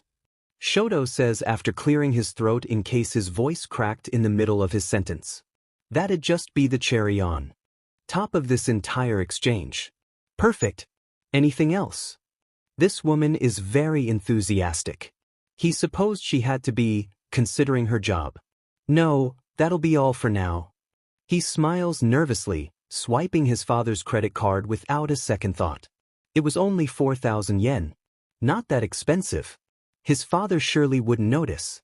All right, you two have fun. She calls out as they walk to a room.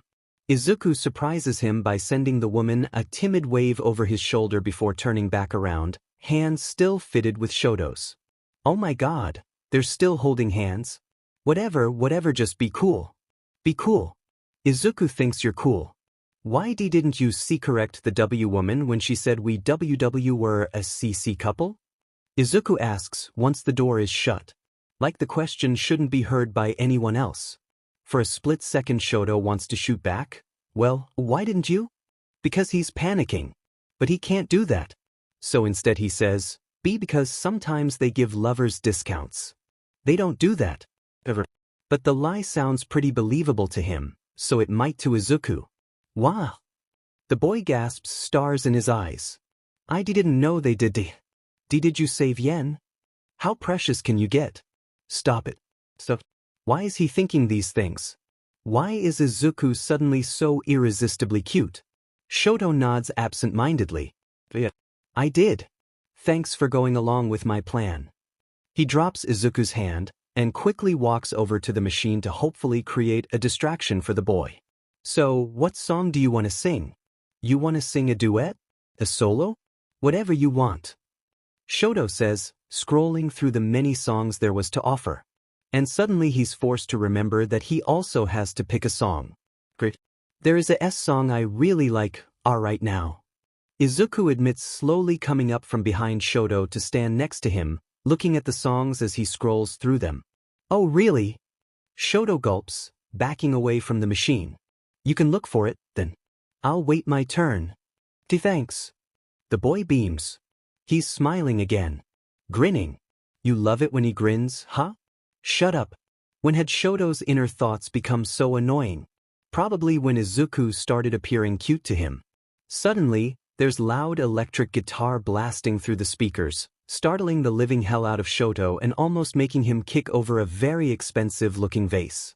His eyes look over to Izuku, who's clutching a microphone in his hands, holding it against his chest, looking expectantly up at the screen. And then he starts singing. Oh, you're so screwed now. There's no way you're gonna be able to deny that you.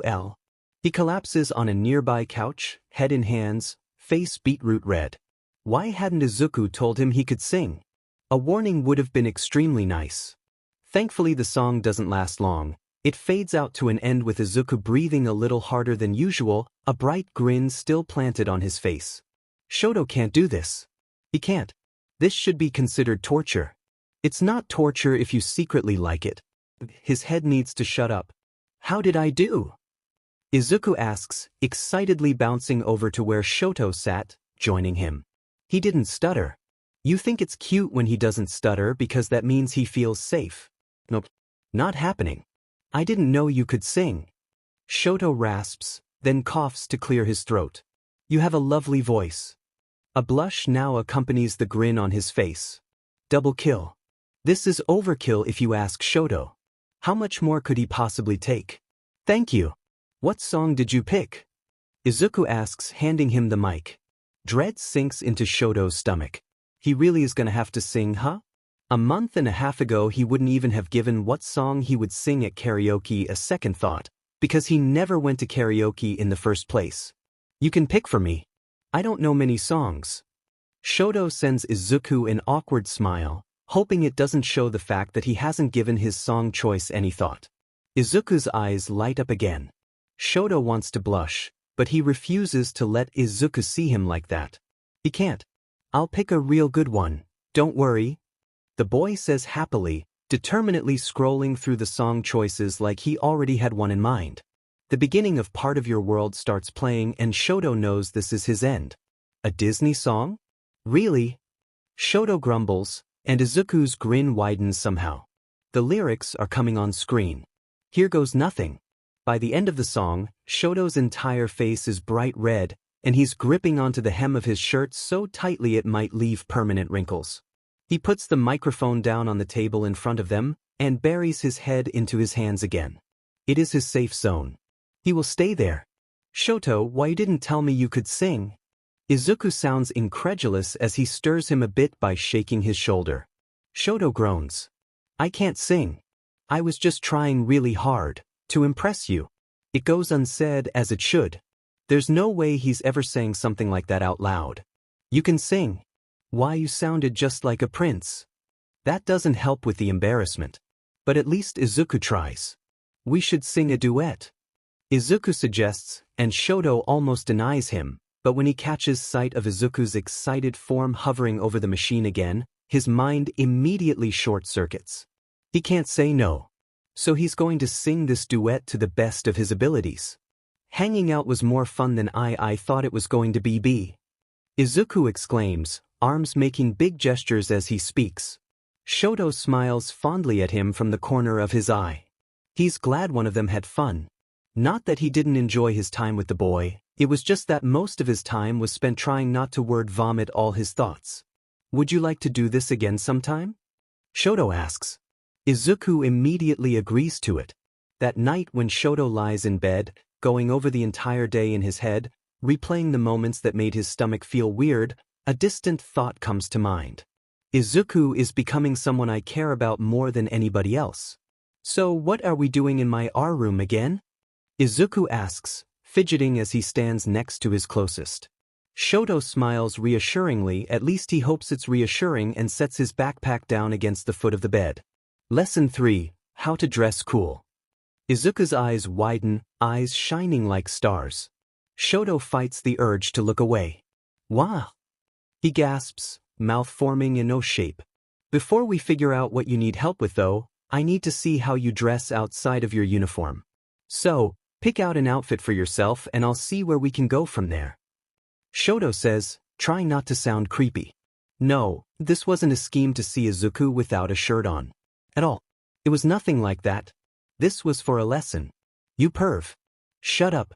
Izuku blinks at him, then at his closet doors, then back at him.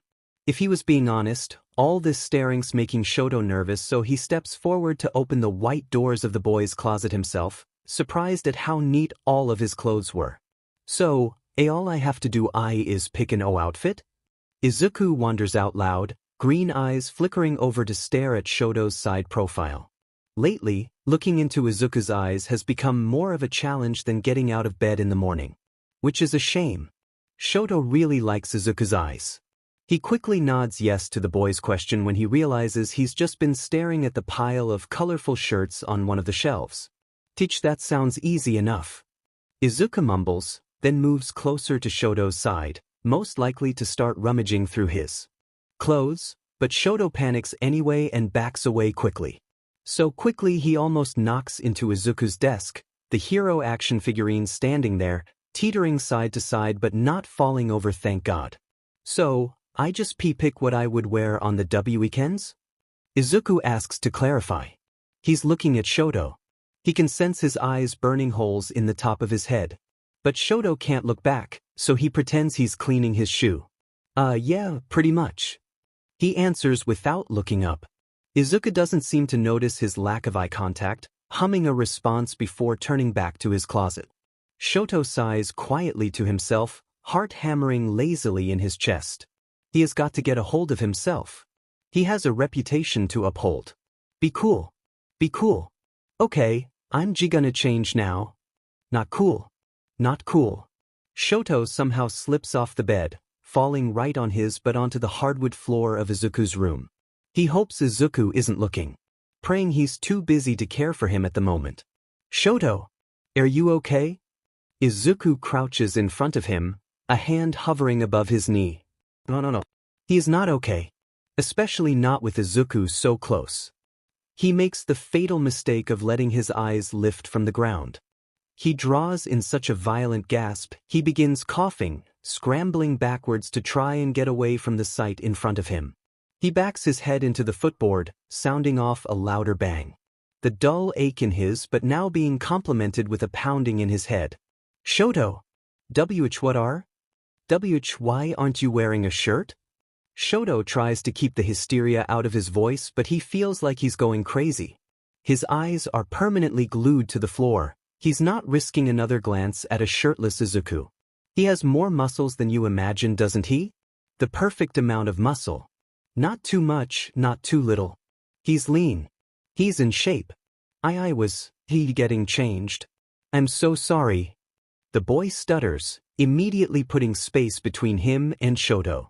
Shoto can hear the sound of fabric rustling. Izuku's probably putting on the shirt he picked out. And now it's awkward because nobody's talking. If Shoto could maybe just act normal for once, none of this would have happened. I'm sorry for causing a scene. You just startled me. Shoto says under his breath, still highly embarrassed at the turn of events. He hears Izuku squeak. It makes him feel worse somehow. I am sorry. IWW won't get so close to you anymore. Shoto's tenses. That's not what he meant. Is that what it sounded like he was saying? Stay away from him? That's the exact opposite of what he wants. His head lifts without him even realizing, mouth parted with a retort resting at the tip of his tongue before his eyes wander to where Izuku's hand hovered over the zipper of his briefs. They make quick eye contact before Shoto turns his entire body to face the opposite way. His face is definitely red. It feels hot. He clears his throat. That's not what I meant. You just scared me. Nothing to it. What he really wants to say is much different from the words he just said out loud, but some things were better kept a secret. Okay. Shoto hears the sound of a belt buckle clinking against the floor, and he has to physically fight the urge to cover his tears with his hands. Izuku's breathes are off and he's standing right behind you. Come on, you wanna look? Of course he wants to look, are you kidding? He's a teenaged boy with hormones. He refuses to let that be his excuse for being a peeping Tom. He won't look. He's a gentleman. He's cool. Okay, I am done. You can turn around now. Does he really have to? Well, it was part of the lesson. He's regretting everything. Why does he put himself in these situations? He takes in a quick breath before spinning around on his spot on the floor. Yes, he's still on the floor bracing himself for anything.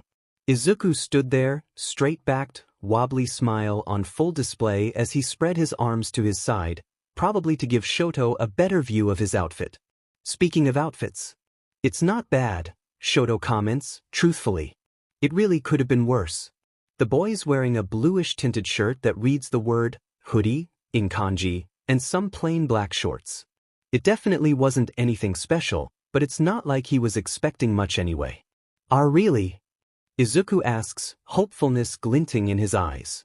He nods yes. It's a little boring though. Do you have any other outfits? Izuku's excitement immediately simmers down, and Shoto regrets ever opening his mouth. The boy shakes his head no, and it makes Shoto feel worse. How does he fix this? Make him smile again. But how?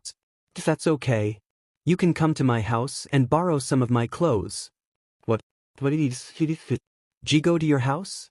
I've always wanted to visit your home. Well then. He didn't even mean to say that. At all. Lately he's been letting his mouth just say things, and so far it's putting him in situations like this. Situations like Izuku's going to see his house. Not to mention they might have a run-in with his father. That thought alone makes him want to backtrack and suggest just going shopping with his father's card instead, but Izuku looks so excited. Probably because he's never been to a friend's house before. Well, now he definitely can't backtrack. We can go now if your mom says it's okay. Shoto says, a bit numb. If he's being honest, he's not really feeling much of anything other than the pulsating in his face. I'll go ask. Be right back.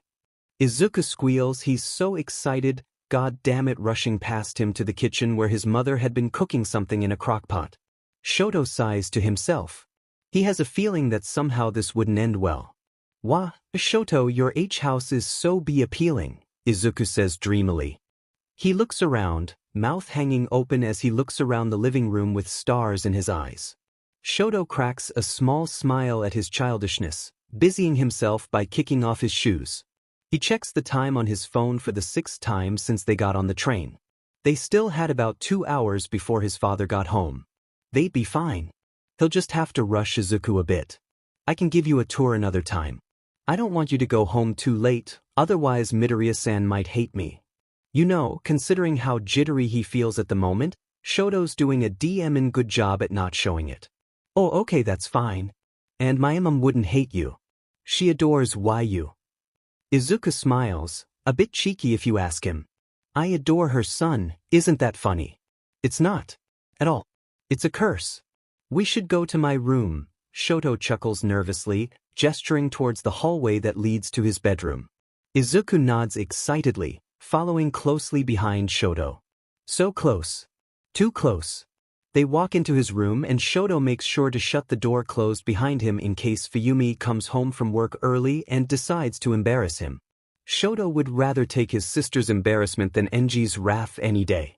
Your room is very traditional, Izuku comments distantly, doing a slow survey of the room and gaping at absolutely everything.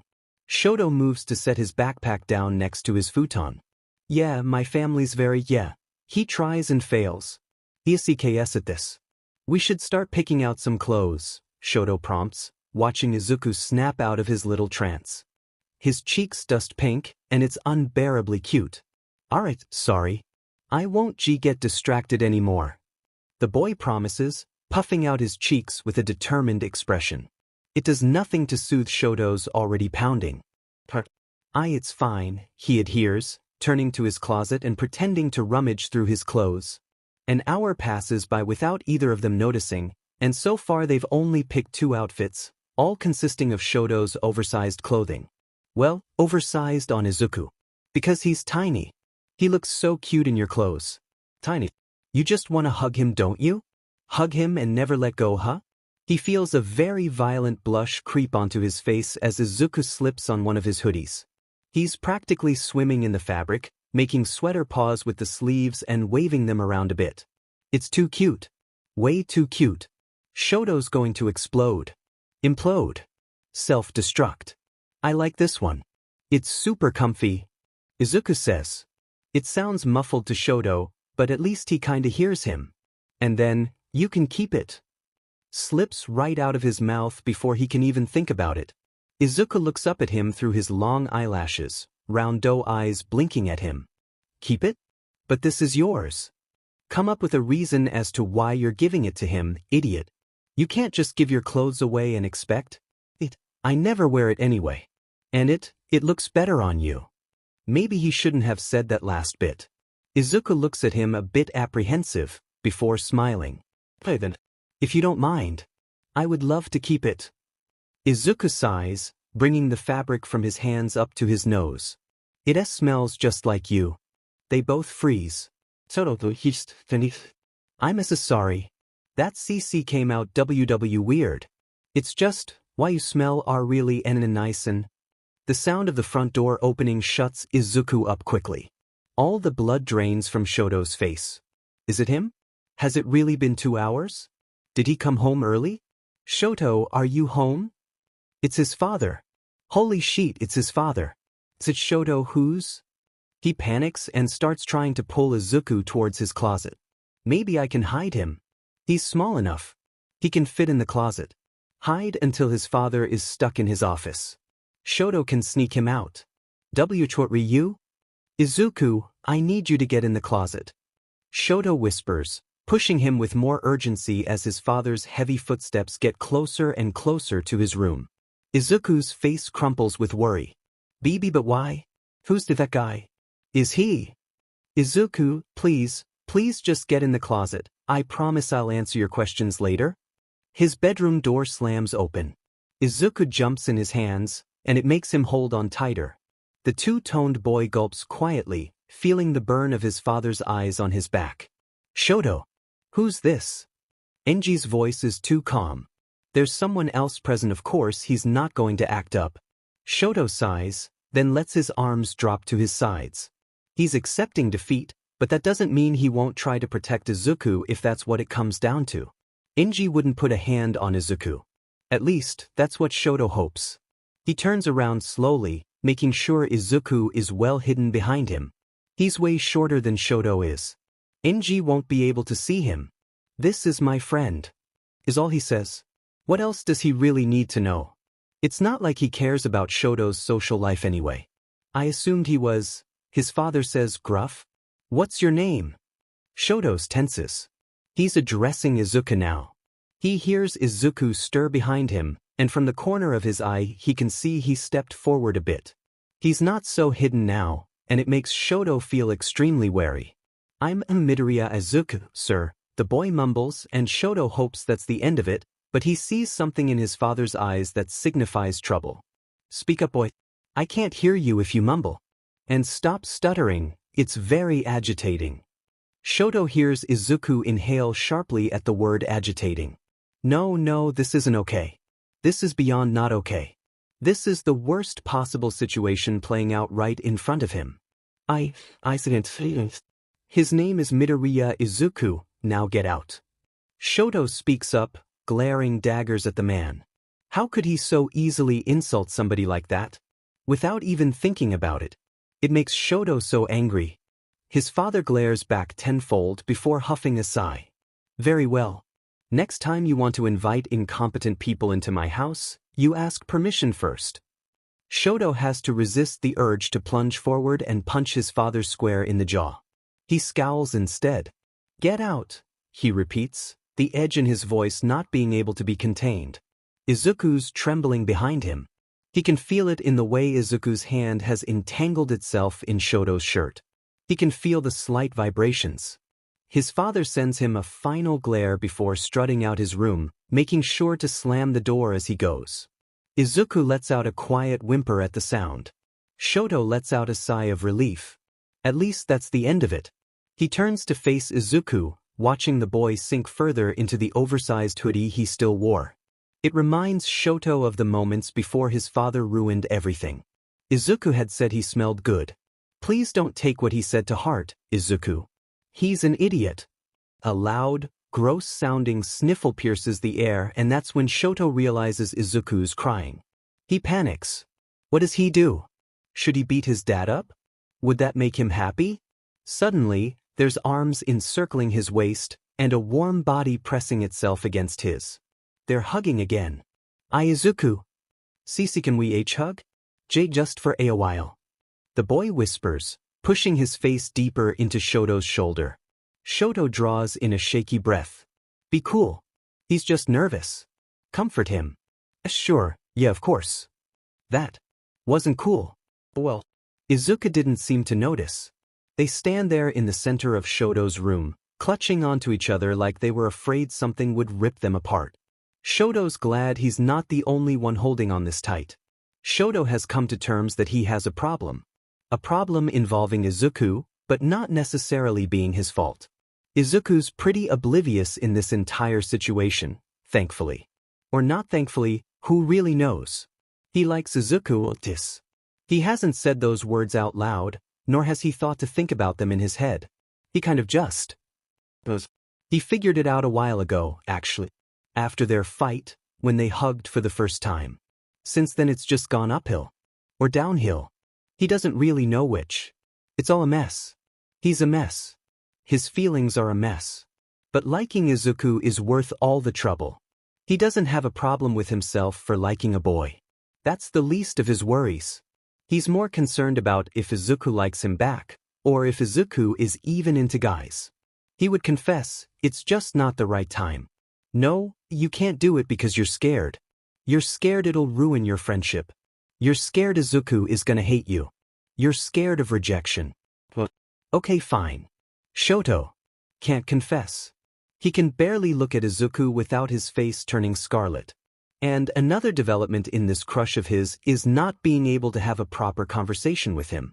Before, they'd be able to converse just fine. But now Shoto finds every reason not to look at Izuku when they do talk. And those talks mostly consist of Shoto stuttering over his words while trying not to sound like a complete idiot. Despite how utterly humiliating having a crush is, Shoto doesn't completely hate it. Every time he sees Izuku, his heart jumps. Every time the boy smiles, Shoto can't help but mirror it. It's a nice feeling. But it's also not. He's never felt these many emotions to begin with. Now that he thinks about it, Shoto's never had a crush on anyone either. Those types of things have just never crossed his mind before. Izuku.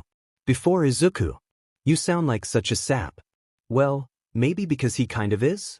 Izuku's been the center of a lot of change in Shoto's life. Good change. He has a friend now. He found out that he is very affectionate when he wants to be. Shoto likes hugs. Izuku's hugs. He likes karaoke. That one was weird but still embraced all the same. He likes laughing. Izuku makes him smile and laugh a lot. He likes that. He likes Izuku a lot. Izuku's changed a bit as well. He doesn't stutter as much and he tells the worst dad jokes Shoto's ever heard, but they still make him laugh. He likes ramen and superheroes, obviously. He's a giant nerd. Shoto likes that about him too. The idea of confessing his feelings to Izuku has been swirling around his head for days now. The idea is daunting, but at the same time his head screams to just tell him. He's curious but afraid. He wants to know how far their relationship would go. Would they last? Would they break up after a month? Would Shoto be a good boyfriend? Would they kiss and hold hands? Would it be any different from what it is now? Did it already feel like they were a couple? Well, no, not really. What do couples even do? Shoto huffs, eyeing Aizawa-sensei nod off against the wall before slipping his phone out and Googling that exact question. The first thing that pops up is a list of NTMT things you could do with your partner. It makes Shoto's face heat up. That's way too far into this plan he's formulating. He scrolls down a bit more and stops at an article titled 10 Little Things Happy Couples Do Every Day. It sounded trustworthy enough. If he and Izuku dated, they would surely be a happy couple. Shoto would make sure of that. The first thing on the list is, they communicate. As if he and Izuku didn't already have amazing communication with each other. He scrolls down the list feeling a bit smug. The second thing listed was, they spend time together. He and Izuku spent all their time together. At school and sometimes after. Maybe he and Izuku were already dating. The idea doesn't sound so bad, but he didn't want to skip over the rest of the list and risk missing an important detail. So he continued reading. By the end of the article, He concludes that he and Izuku are definitely not dating, sadly. He only comes to this realization when the list says happy couples should be kissing each other every day. If they were a couple, they weren't a happy one. Kissing is something Shoto would very much like to try, though. Especially with Izuku. He frowns, frustrated with his lack of answers to his many questions. His eyes subconsciously drift over to his left, Izuku's puff of green hair coming into view. His head ducked downwards to his desk, furiously writing down notes of some sort in his notebook. Shoto catches himself smiling. He catches himself doing a lot of weird I have a crush on you type things. Smiling was something he did a lot around, and because of Izuku. He wishes he could ask Izuku things about dating, somehow. An idea suddenly pops into his very cluttered head. Maybe he can ask. At lunch, Shoto would put this idea into action. So, Izuku, he says casually. You don't sound casual at all. You sound constipated if anything. Quiet.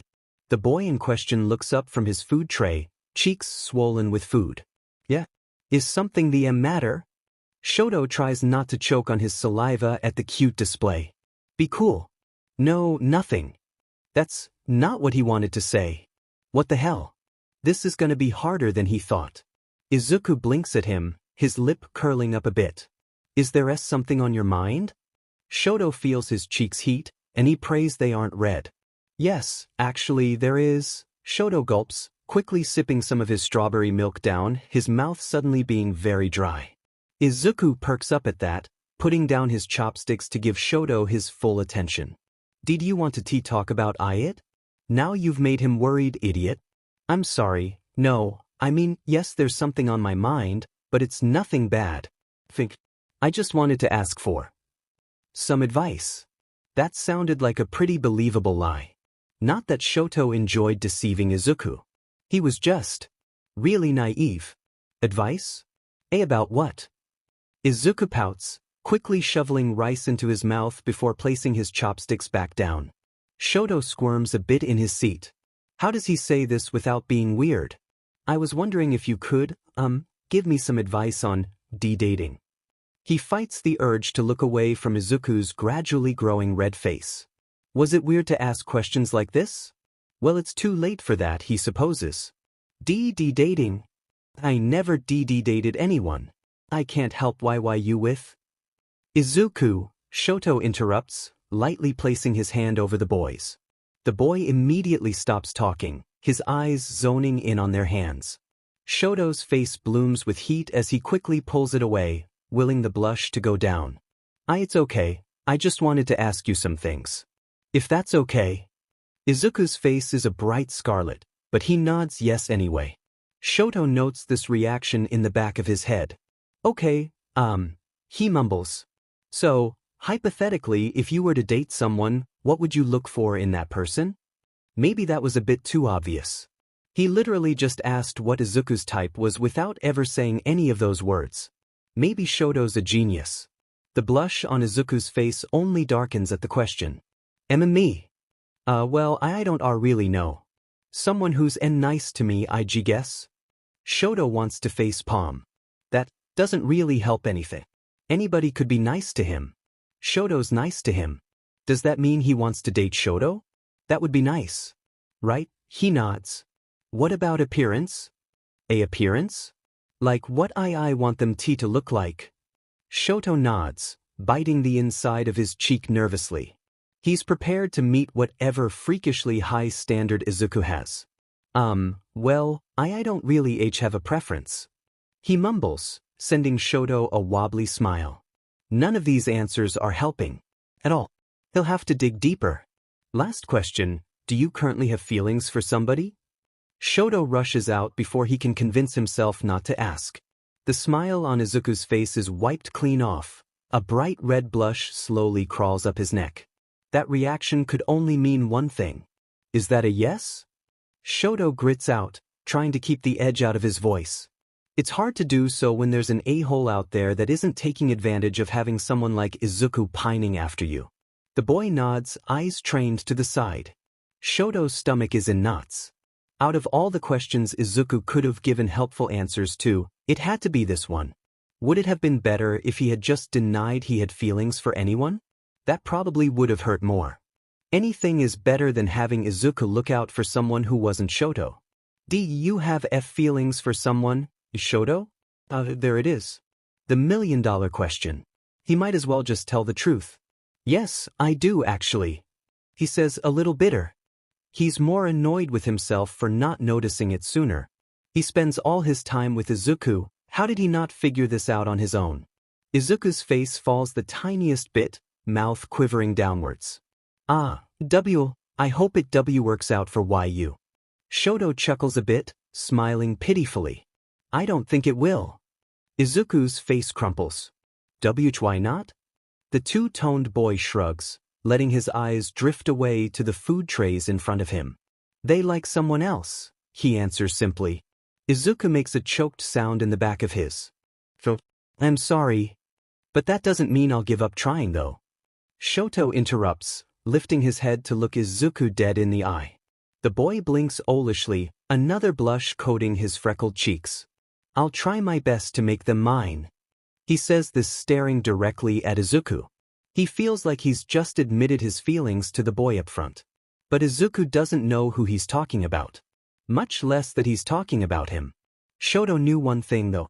One thing he is completely confident in. He wants Izuku badly. Shoto and Izuku walk to the train station after school together almost always. It's something Shoto most definitely looks forward to. They're in this exact scenario when Izuku blurts out, "Why you know how I said I have feelings for someone?" Out of the blue. That is the last thing Shoto needed to think about. The question is so random it throws Shoto off so badly that he trips over air. It's Shoto. I'm okay. He's really not. It's not like he hasn't thought about who Izuku's crush might be. The first few days after Izuku had confessed about it, Shoto went down a list of people who Izuku's interacted with in the past month. Literally, no one, minus Shoto. He really has no clue who this person is. They're a gigantic idiot, whoever they are. Yes, I remember, Shoto mumbles, cheeks burning in embarrassment from his fumble.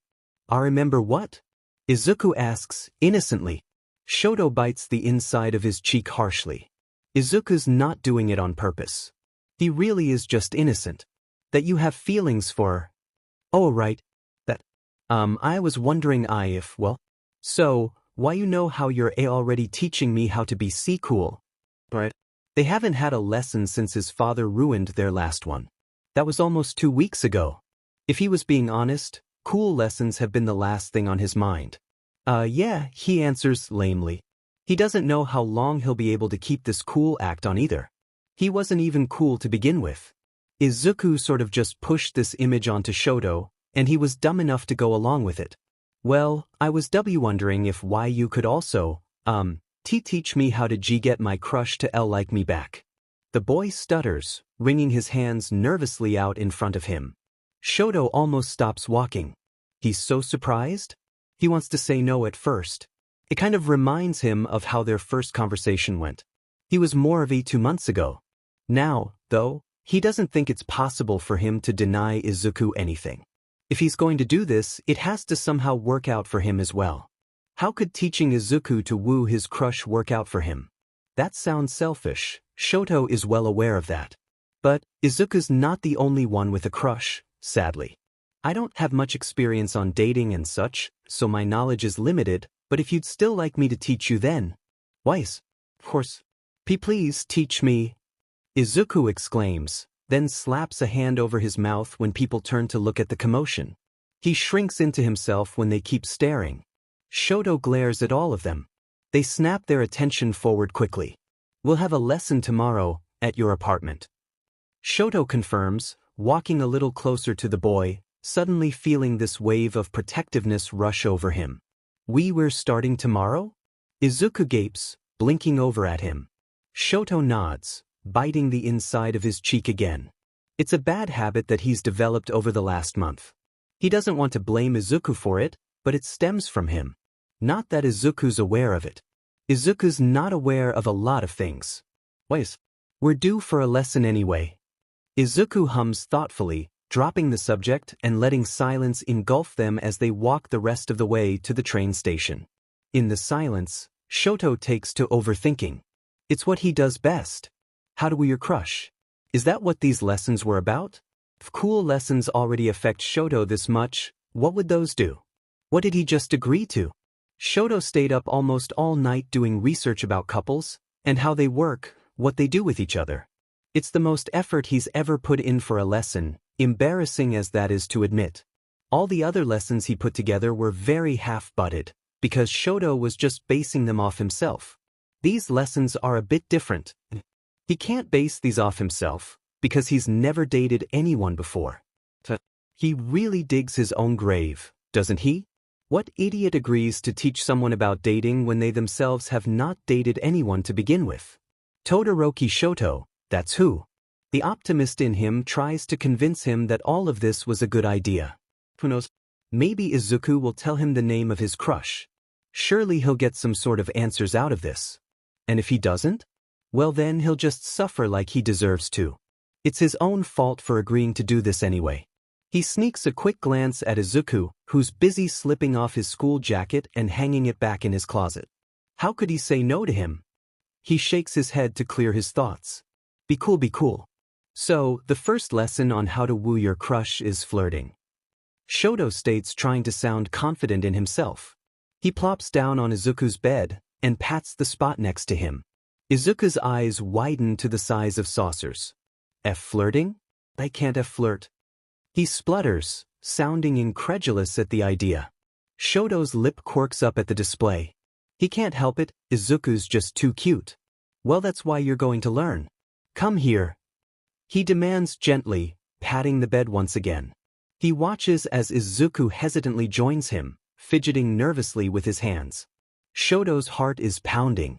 Whenever Izuku gets close, his heart always seems to try and beat out of his chest. Okay, so first things first, is your crush a guy or a girl? Izuku nearly falls off the bed trying to hide his beetroot red face, twisting and turning like a pretzel. His face is so red, even his ears have turned a bit pink. In the back of Shoto's mind, he wonders if this is what he looks like when he blushes. Izuku's obviously embarrassed. It wasn't Shoto's intention to make him uncomfortable, but the reaction is notable.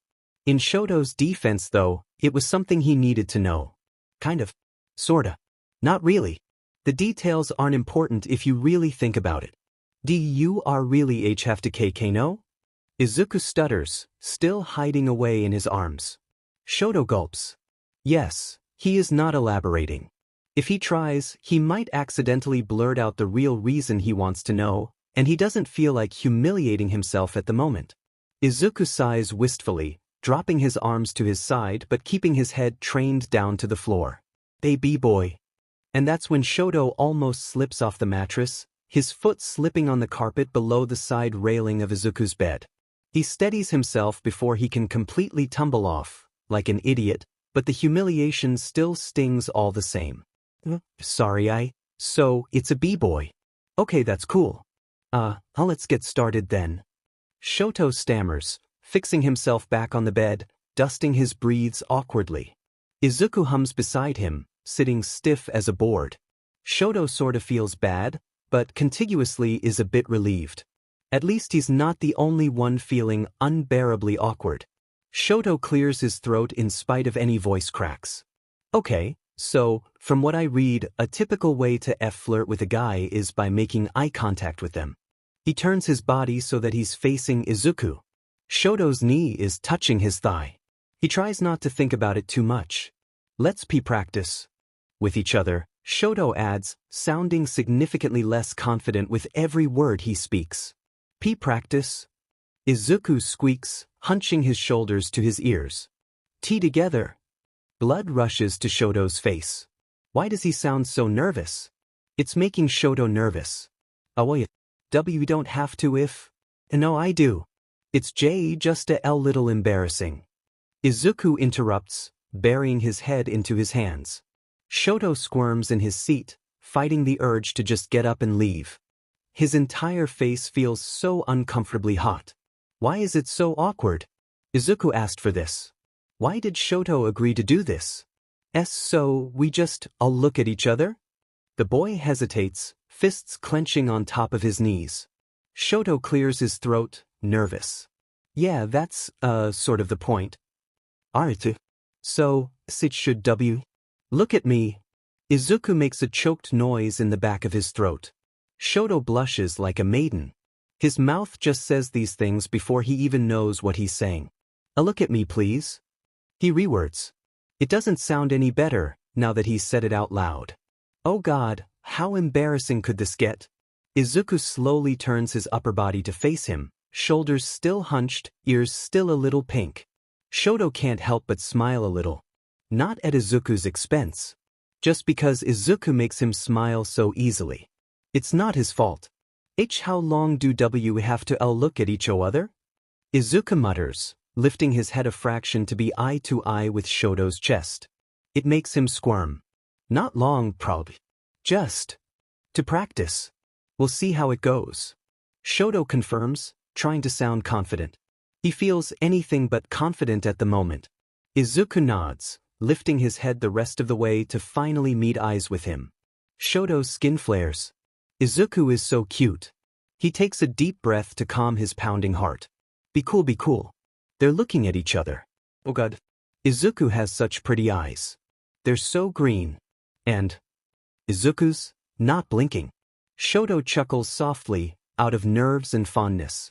It's not a staring contest, you know.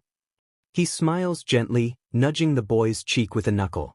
Izuku's entire face burns scarlet, a wobbly smile complementing it nicely. Sorry, I'm nervous. Why is he nervous? Should Shoto be nervous? No, Shoto needs to be cool. Be cool. It's okay, I'm nervous too. Was that the right thing to say? Wait, no it wasn't. He's supposed to be cool. That wasn't. Izuku giggles quietly, tilting his head to the side a bit.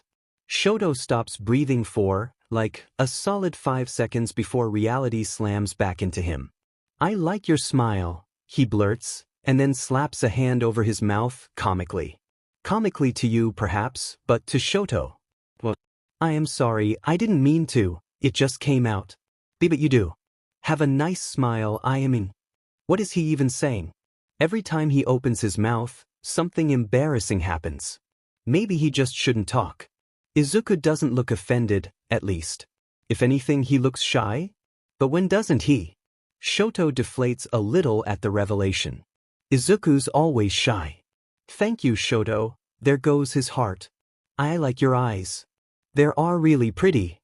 And there goes his. Everything. Izuku can't just do that. At this rate, Shoto's going to be dead by the end of this lesson. He settles for a blush instead, saving the dying for when he gets home and is alone to scream into his pillow. Why he clears his throat.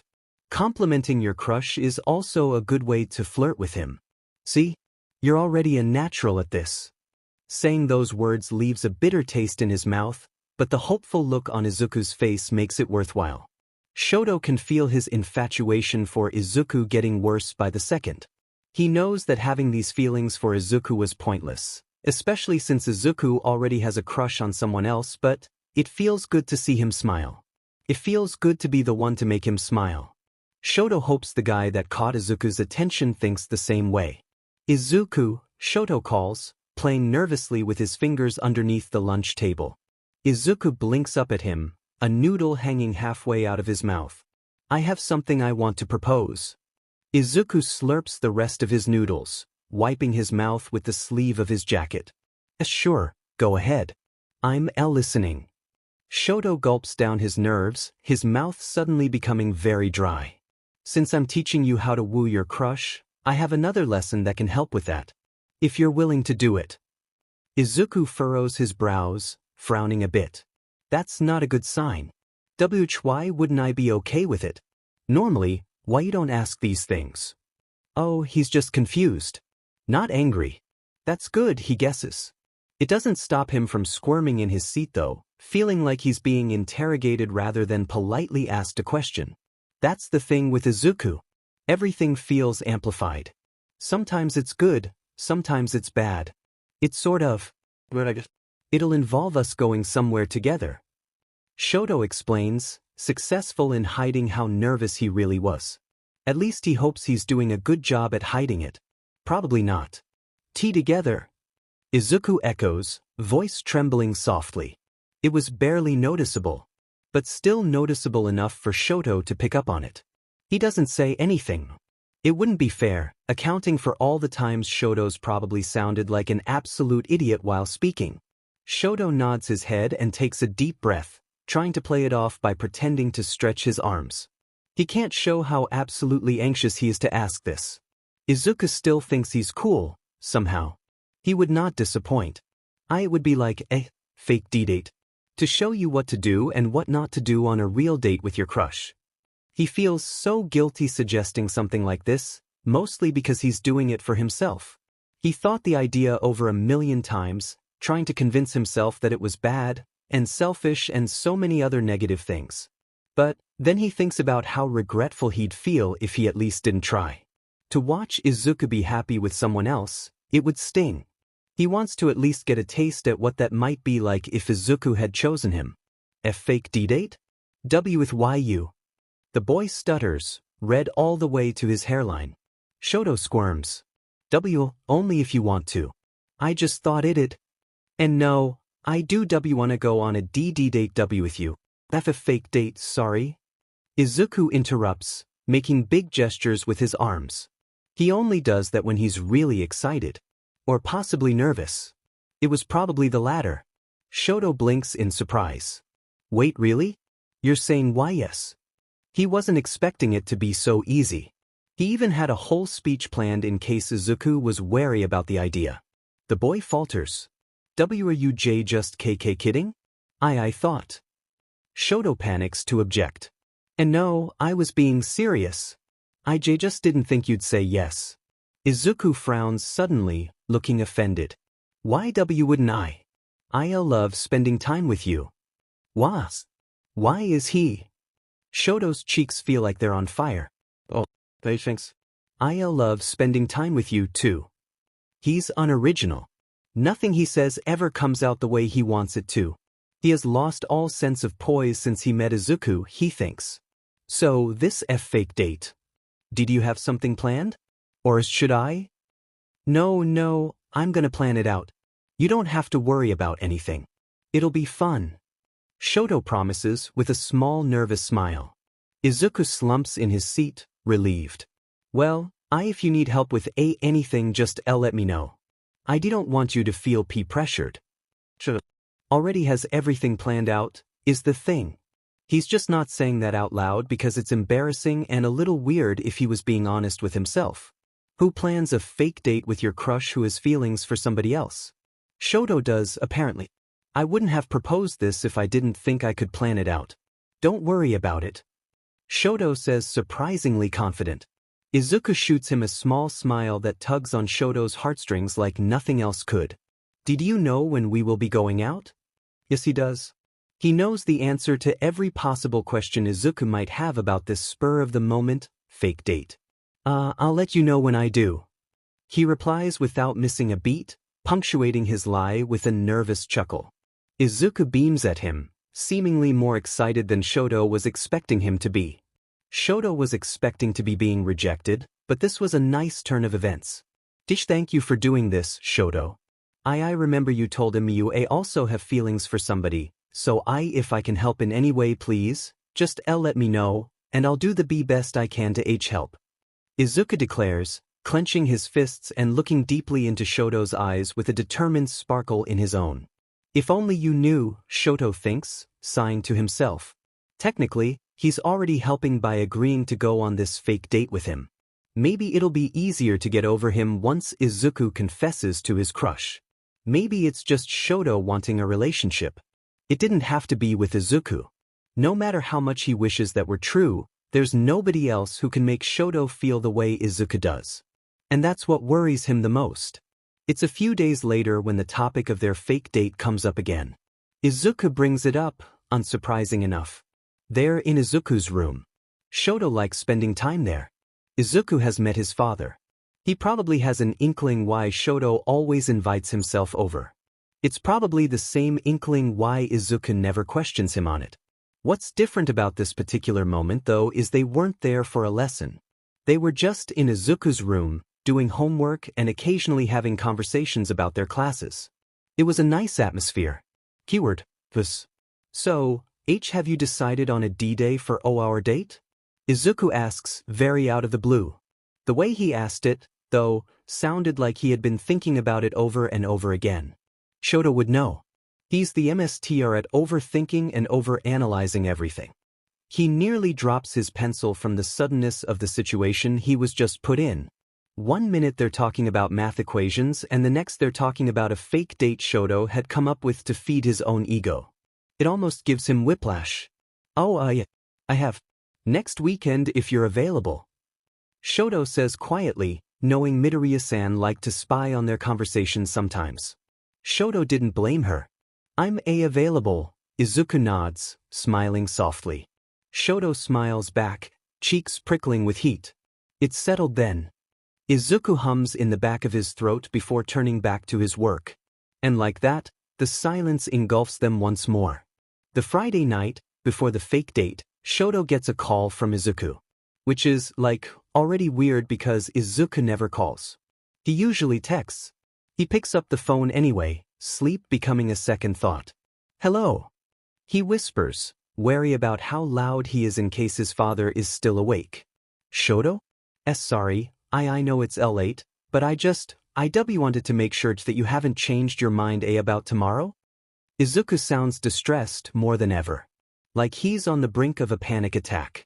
Shoto sits up in his futon, brows furrowing, his eyes zoning in on his jacket in case he needs to sneak out. No, I haven't changed my mind, he states firmly. What made you think I did? He hears a sniffle on the other side of the line. Izuku lets out a wet, self-deprecating chuckle. Shoto's heart clenches. I'm just being an idiot. I'm sorry for calling you. Shoto frowns. Don't apologize. You can always call me, I'll always answer. There's a huge possibility that the only reason he's not tripping over all his words right now is because he can't see Izuku. Thank you, said Shoto. The boy smiles softly, heart pounding in his chest. Good night. I'll see you tomorrow. Tomorrow? Right. They're seeing each other tomorrow. The thought makes his heart race. Good night, Izuku. See you tomorrow. Shoto is very much, extremely nervous for the evening to come. Even if he has everything planned out, something is bound to go wrong. Nothing ever turns out the way he expects it to, especially when Izuku is involved. You hadn't expected to become infatuated with him, did you? When you first started these lessons, he was just a thorn in your side, but now you can't imagine a single day without him. Yeah. Something like that. He shakes off his nerve-inducing thoughts as soon as he rounds the corner leading to Izuku's block. He can't afford to F this up by saying something stupid. Or doing something stupid. That almost always manages to happen, but he hopes the universe will spare him the embarrassment tonight. He climbs up the stairs leading to Izuku's door, going slower than necessary. He stands in front of the offending wood, staring at it like it's committed a crime. He can do this, he can do this. He lifts his fist to knock, and just before he does the door swings open, a flushed Izuku almost runs right into Shoto's chest. Chai, you're here. The boy stutters out, quickly taking a step backwards once he realizes their close proximity. Breathe. Say something cool. Something smart. Hi, Shoto says brilliantly. Izuku beams up at him. The sight does something dangerous to Shoto's heart. Hello. Hi. He already said that. Izuku blinks, face faltering in confusement. Hi. Shoto winces at himself. He's already gone and made this awkward, and all he said was hi. Literally, that's all he said. The boy straightens himself out, trying to hold onto whatever pride he still had left. It isn't a lot. Sorry, I was, a little distracted, is his excuse. It's not even a lie. Izuku smiling genuinely is a very huge distraction on its own. Are you ready to go? Izuku nods excitedly. Why I am. I was coming down to put on my shoes when I saw Yu through the peephole. He saw him? Had he seen him practicing his deep breathing? That'd be so embarrassing if he had. I should put on my shoes. You can see come in if you want. Izuku titters nervously when Shoto doesn't say anything. How does he manage to make situations worse even without opening his mouth? Sure, his lack of a good response sees him off more than he would like to admit. He doesn't know what to say. He's never been on a date before. Why did he suggest this again? Oh, right, because he's selfish. Izuku stomps into his red sneakers, grabbing a familiar-looking sweatshirt before yelling a quick goodbye to his mother. Okay, I'm ready. He sighs softly, stepping out the door. Shoto follows closely behind, trying to remember where he's seen that hoodie before. He thinks about the possibilities as they walk side by side to the train station. Has he seen it in a dream, maybe? Or has Izuku worn that before? Maybe it's new? Or wait, it's his. It's Shoto's hoodie. Izuku's wearing Shoto's hoodie. He's so busy staring at the piece of clothing that he doesn't see the massive crack in the sidewalk and trips right over it, near sending him to his imminent death. Is it Shoto? Are you okay? Hoodie. Izuku freezes. What? Shoto tries again. You're wearing my hood. Oh, the hoodie. He splutters, face splotching with color. Is it weird that I brought it? I can. No. Shoto interrupts, a little too loud for everyone's liking apparently because, 3 people turn to shoot him dirty looks. It's fine. You lookin' nice. Nailed it. Izuku's face only grows a darker shade of red at the sorta compliment. Thank why. I actually sleep in it sometimes. It's really warm. Huh. Shoto practically tears a hole into his cheek from how hard he bites into the flesh. It saves him from blurting out something embarrassing though, so at least there's that. Why you do? He asks lamely. Izuku nods shyly, fidgeting with the drawstrings. Is that weird? No, definitely not. In fact, it's amazing. Izuku wears his hoodie to sleep. Because it's warm. That's basically, secondhand cuddling if you think about it. Not at all. I think it's cute.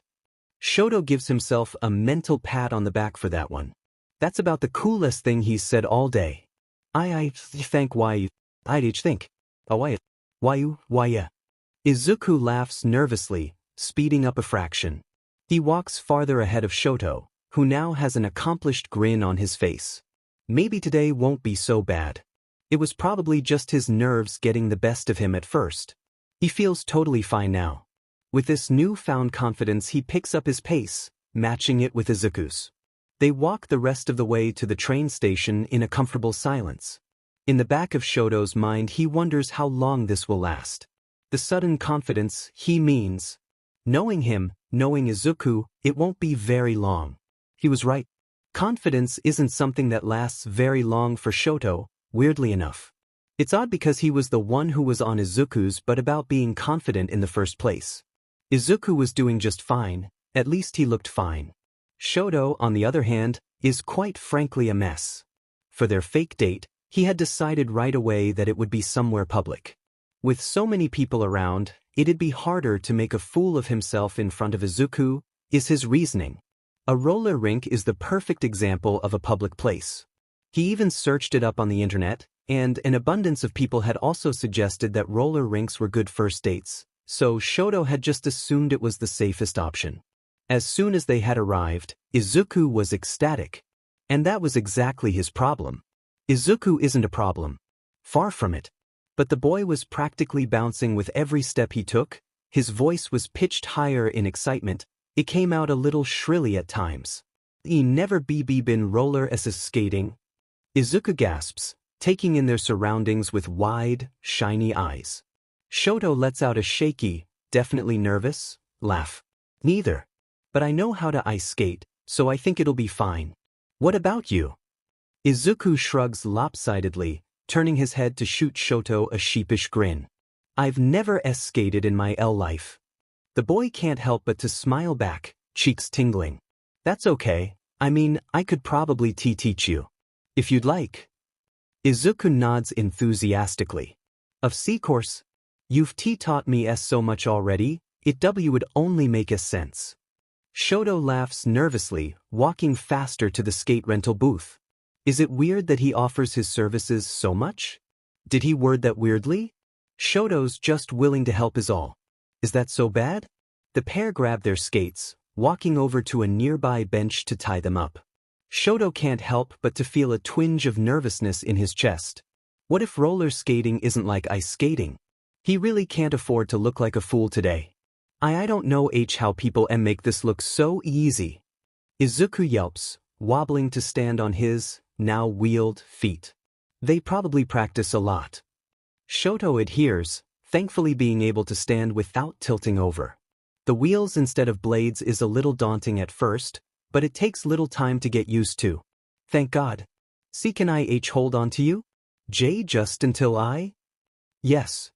Izuku blinks, cheeks splotching with color. Maybe he should have let him finish. Now he looks like a creep. Minute. Sure. You can hold on to me. I don't mind. He coughs, offering his arm to the boy. Izuku smiles appreciatively, immediately grabbing onto his bicep, pressing his body flushed against it. Breathe. Do not freak out. I'm so nervous. I don't want to look like an idiot in front of all these people. Izuku laughs breathily as they slowly skate to the rink. Funny, Shoto's in the same predicament. Kinda. The first thing Shoto notices when they make it into the rink are all the couples. Most of them were holding hands, some holding on to each other just like Izuku's holding on to him. It's romantic. He finally realizes why roller skating was highly suggested for first dates during his internet search. Did Izuku notice? Would he think it's weird? Shoto risks a glance at the boy, trying to decipher whatever he was thinking based on his face. Izuku's expression was very telling, just not of what Shoto was expecting it to be. He looks to be very focused on the ground, more specifically his skates as they moved back and forth on the waxed wood floor. His tongue poked out from the corner of his mouth, and his eyebrows are furrowed, and it almost gives Shoto a heart attack. No dying. Not until he gets home. I think I'm starting to get the hang of it. Izuku grins, slowly unwinding his grip from around Shoto's bicep. Don't pout. He doesn't have to hold on to you, creep. His head never shuts up. You should do a spin, Shoto teases, grinning at the look Izuku shoots him. Don't make fun of me, ack. The boy yelps, losing his balance and almost tumbling to the floor. He sighs in relief, cheeks tinting red. And maybe I don't got the hang of it. Shoto snorts at the boy's pouting face. You're doing fine, just hang on to me though.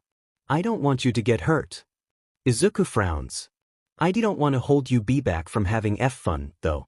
I'm, like, pulling on your arm every time I'd think I'm going to fall. Is he? He hadn't even noticed. Shoto shrugs, shaking his head. I already said I didn't mind. Whatever makes you feel safer. Izuku hums thoughtfully, then perks up excitedly. I know.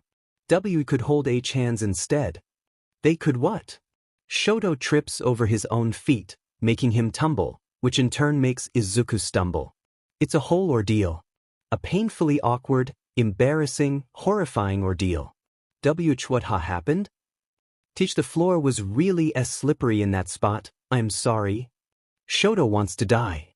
Things were going perfectly, and then he had to go and mess everything up because Izuku suggested they hold hands. His excuse isn't even a good one.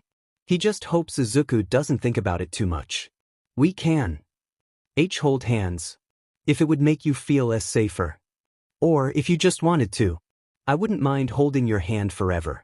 Izuku startles a bit, blinking over at him before a small, shy smile caresses his lips.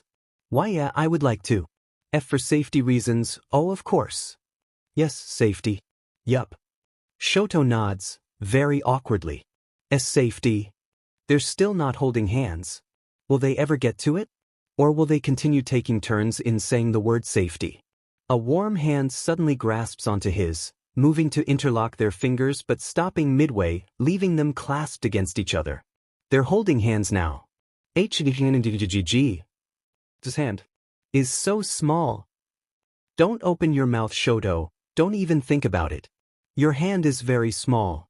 But, why does his mouth just say these things? Is it you uncomfortable? I'm sorry. Izuku goes to let go, and Shoto absolutely panics. No. He yelps, attracting the unwanted attention of some skaters. He grips on tighter to Izuku's hand, heat pooling at the pit of his stomach. It's not uncomfortable. He won't elaborate and risk saying something even more awkward. Oh, Izuku mumbles. Yeah, it's awkward. Just as Shoto tries to somehow explain himself, and probably make things worse, a very loud announcement plays through the speakers hanging over the walls of the rink. Attention all skaters. It is now couples hour. If you're a couple, please stay on the floor. If you're not, kindly skate off the rink. Shoto blinks. Couples hour? He didn't read about this. Should they stay? Technically, they're a couple for the night, so it would only make sense. Plus, they're holding hands, whatever credibility that amounts to. We were staying? Izuku asks, looking over at him with his wide eyes. Shoto flushes a bit. We don't have to if you don't want to. I want to, Izuku nods, squeezing Shoto's hand. The gesture makes butterflies erupt in Shoto's stomach. We'll stay. He gulps. The lights dim out, and the loud pop music fades out into something slower in tempo. The atmosphere is significantly different from what it was 10 seconds ago. It's a bit sensual, dare he say. Not say. Never say that out loud. Shoto sighs in a breath before looking over to Izuku, who was still a bit flushed in the face. Can I lead us around the rink? Izuku flinches a bit in surprise. Lead us. Shoto's cheeks sting. I don't know how to explain it. Can I show you? The boy nods, albeit a little hesitant. Shoto smiles nervously, pushing forward on his skates and turning his body so that he was directly facing Izuku. He grabs his other hand, interlocking their fingers, and begins fluidly skating backwards, taking Izuku with him. It's Shoto. He gasps, lips turning upward into a bright grin. Izuku looks breathtaking. The way the strobe lights hit his face every second or so. The wind in his hair, sweeping it out from his eyes. The smile he wears so beautifully. I want you. In one quick motion, Shoto yanks on Izuku's hands as hard as he can without hurting him. The boy yelps, stumbling into Shoto's chest roughly. His arms encircle Izuku's waist, holding him close, before pivoting his foot, making them spin. It's similar to hugging what they're doing. It reminds Shoto of their first fight. Hugging Izuku will always remind Shoto of their first fight. The pain of almost losing his friend still sting every time they hugged. This hug feels different. His chest aches and he already knows why. Despite how badly he wants Izuku, he will never be his. It's probably better to just accept his fate and move on. But Shoto's never been one for self-restraint. So he holds on tighter. Tighter than he ever has before. And Izuku does the same. Even if Izuku finds someone else, someone better perhaps, Shoto would always have this. He'd have memories. That is so much fun. Izuku cheers, bouncing with every step back to the train station. It's late in the evening. 10:45 p.m., to be exact. They'd been skating for almost 2 hours, and neither of them had noticed how much time had passed by until Izuku's mother had called him asking when they'd be home. I'm glad you liked it, Shoto smiles fondly, heart aching. The night is ending, and on Monday it'll be like nothing ever happened, because he's not the one Izuku wants. I loved it. The neon signs of the Tokyo streets shine so perfectly on Izuku's freckled face. Shoto inhales sharply when they meet eyes. This isn't fair. Thank you for taking me. Shoto nods silently, bowing his head to face the sidewalk. Why does he feel bad for himself? He was the one who suggested a fake date in the first place, knowing fully well that it would probably hurt him in the end. Even knowing it would hurt in the end, he still did it. But he sighs, probably louder than he intended to because Izuku shoots him a look of concern. Hey, are you okay? Shoto wants to say no. He's really not. This was such a bad idea. Yeah, I'm fine. He strains a smile this time. Izuku pouts. You're lying. You don't have to hide from me, Shoto. Please, tell me what's bothering you. He shouldn't. He can't tell the truth. He'll ruin everything. He can't lose Izuku again. He should. He should tell the truth. Even if it doesn't work out in the end, he can still say he tried. Izuku will forgive him one day. It's the first time he has to choose between what his head screams and what his heart wants. It's the first time Shoto wants to listen to his heart. I'm afraid that my feelings for my crush have gotten worse, and I don't know what to do. He admits, looking right into Izuku's eyes as he says it. They stopped walking a while ago. Now they're just standing in the middle of the sidewalk, staring at each other. It must look weird to others. Izuku blinks, face faltering a bit. Is there any way I can help? Shoto smiles sadly. Do you still have a crush on someone, Izuku? The boy flushes, eyes averting to the side. It's not a good sign. Yes, I do. But what does that? Because I like you. Shoto interrupts, and pinches the skin on his hand harshly to stop himself from vomiting. He can feel himself trembling, heat pooling at the pit of his stomach. His throat tightens, making it hard for him to breathe. It was such a double-edged sword to finally admit his feelings. On one hand, he feels a huge weight has been lifted off of his shoulders. But on the other, he might have just ruined his entire friendship with the only person willing to get to know him beyond his wealth. Izuku hasn't said anything, instead opts for blinking owlishly at him.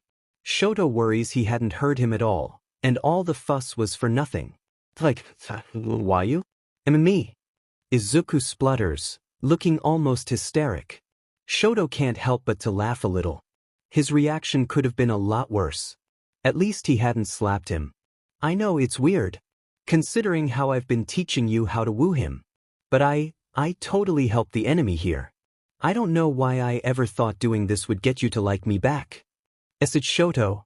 Which is why I took you out on this stupid fake date. I did it for myself. Because I knew that in the end, I wouldn't have ended up with you, and I'm okay with that. Sorta. Not really. But I'll get over it. So don't worry about me. Shoto. I really like you. Shoto. He stops talking, painfully aware that he had been ranting all of his feelings, because apparently now that he's done hiding, Izuku needs to hear every single thing that goes on in Shoto's head. Why you're my crush? He must have heard that wrong. I'm sorry. Izuku huffs, his face the darkest shade of red Shoto's ever seen. I like you too. Shoto, you are literally going insane. You're hearing things.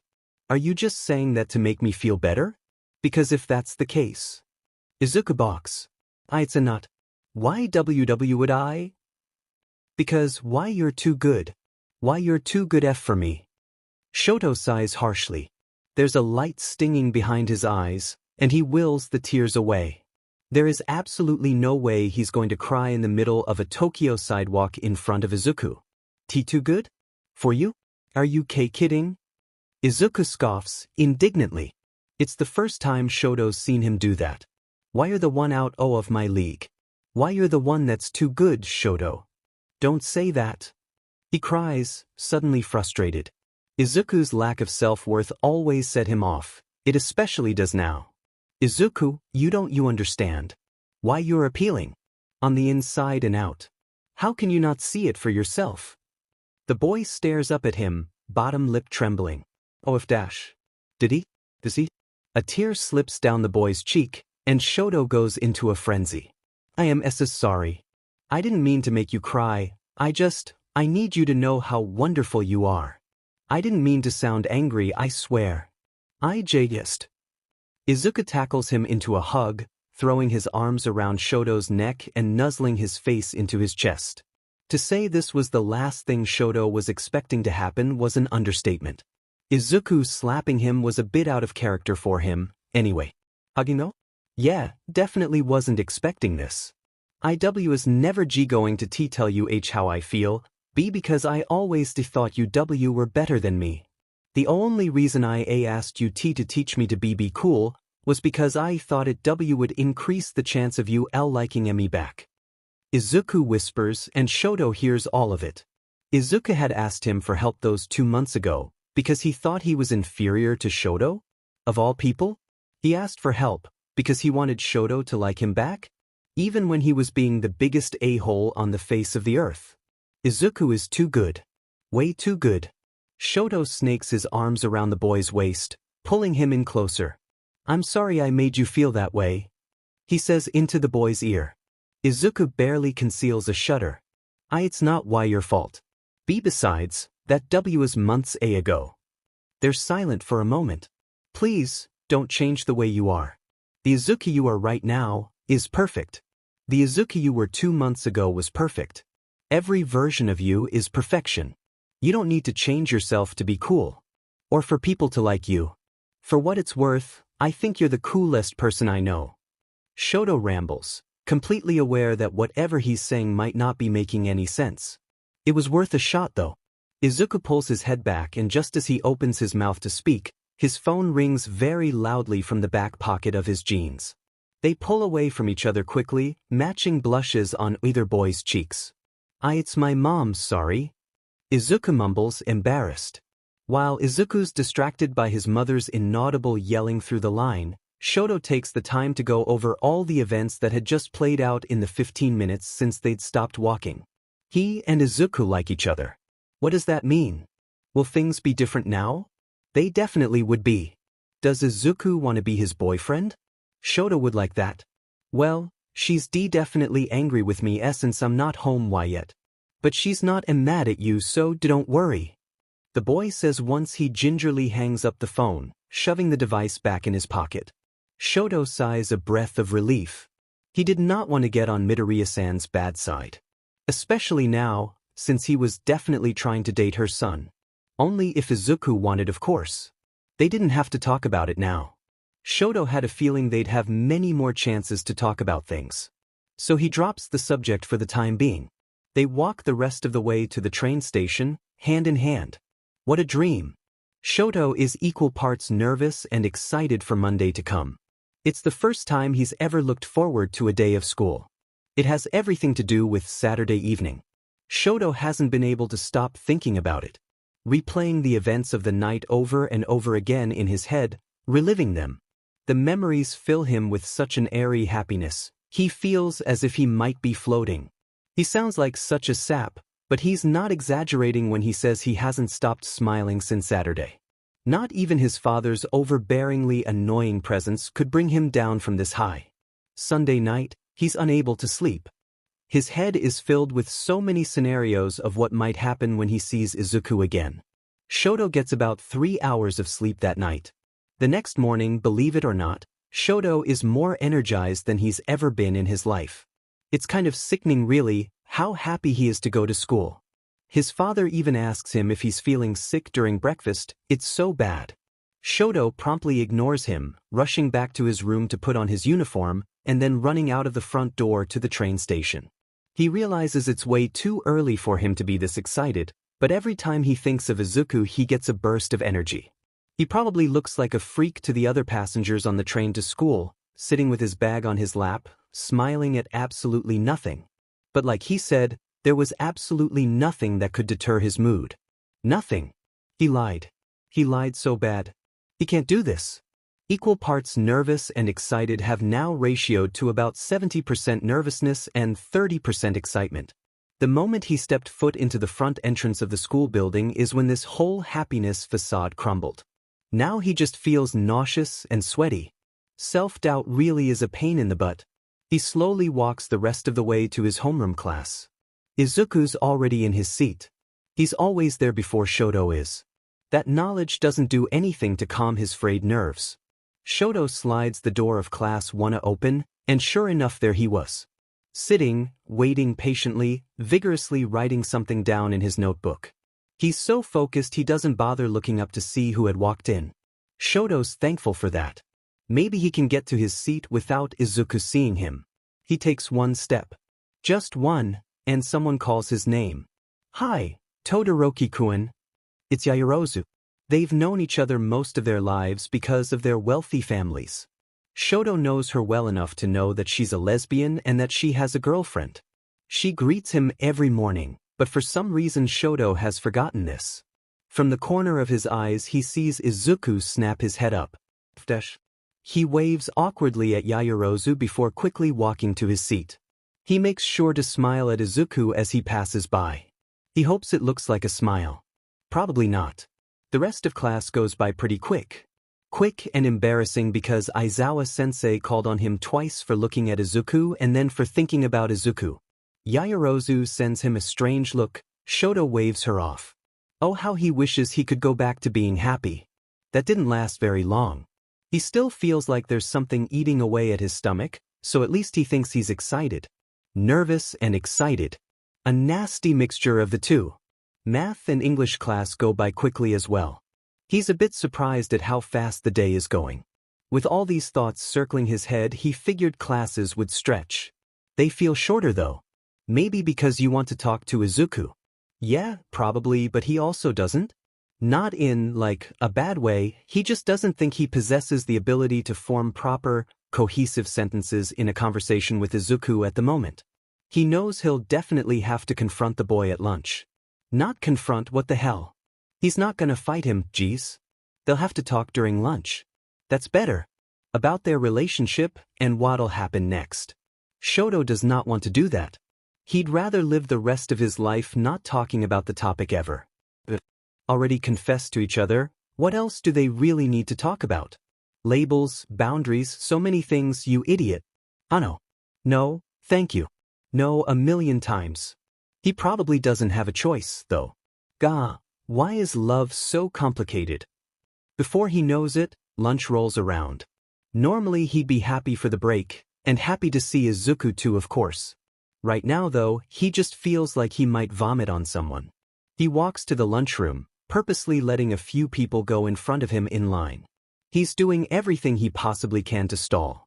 He even tries making conversation with the lunch lady. So, are you absolutely sure this soba is cold? He asks for the 6th time. Nanami-san looks like she's going to commit murder. For the last time, Todoroki-kun, your soba is cold. Just as it always is. Now go on, you're holding up the line. She sighs, forcibly pushing the tray into his hands. He winces, mumbling an embarrassed thank you before turning to walk to his and Izuku's table. He's gonna think you're avoiding him at this rate. Well, he's not trying to. He's just nervous. Izuku should understand what that feels like. Probably. Izuku perks up when they make eye contact. Shoto shrinks into himself. Hi. He grins, waving excitedly.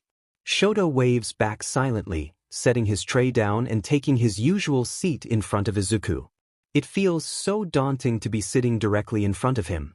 How did he do this before? How are you?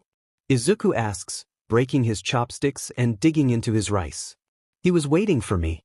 Shoto can't help but smile a little. I'm good, he says, unable to say anything else.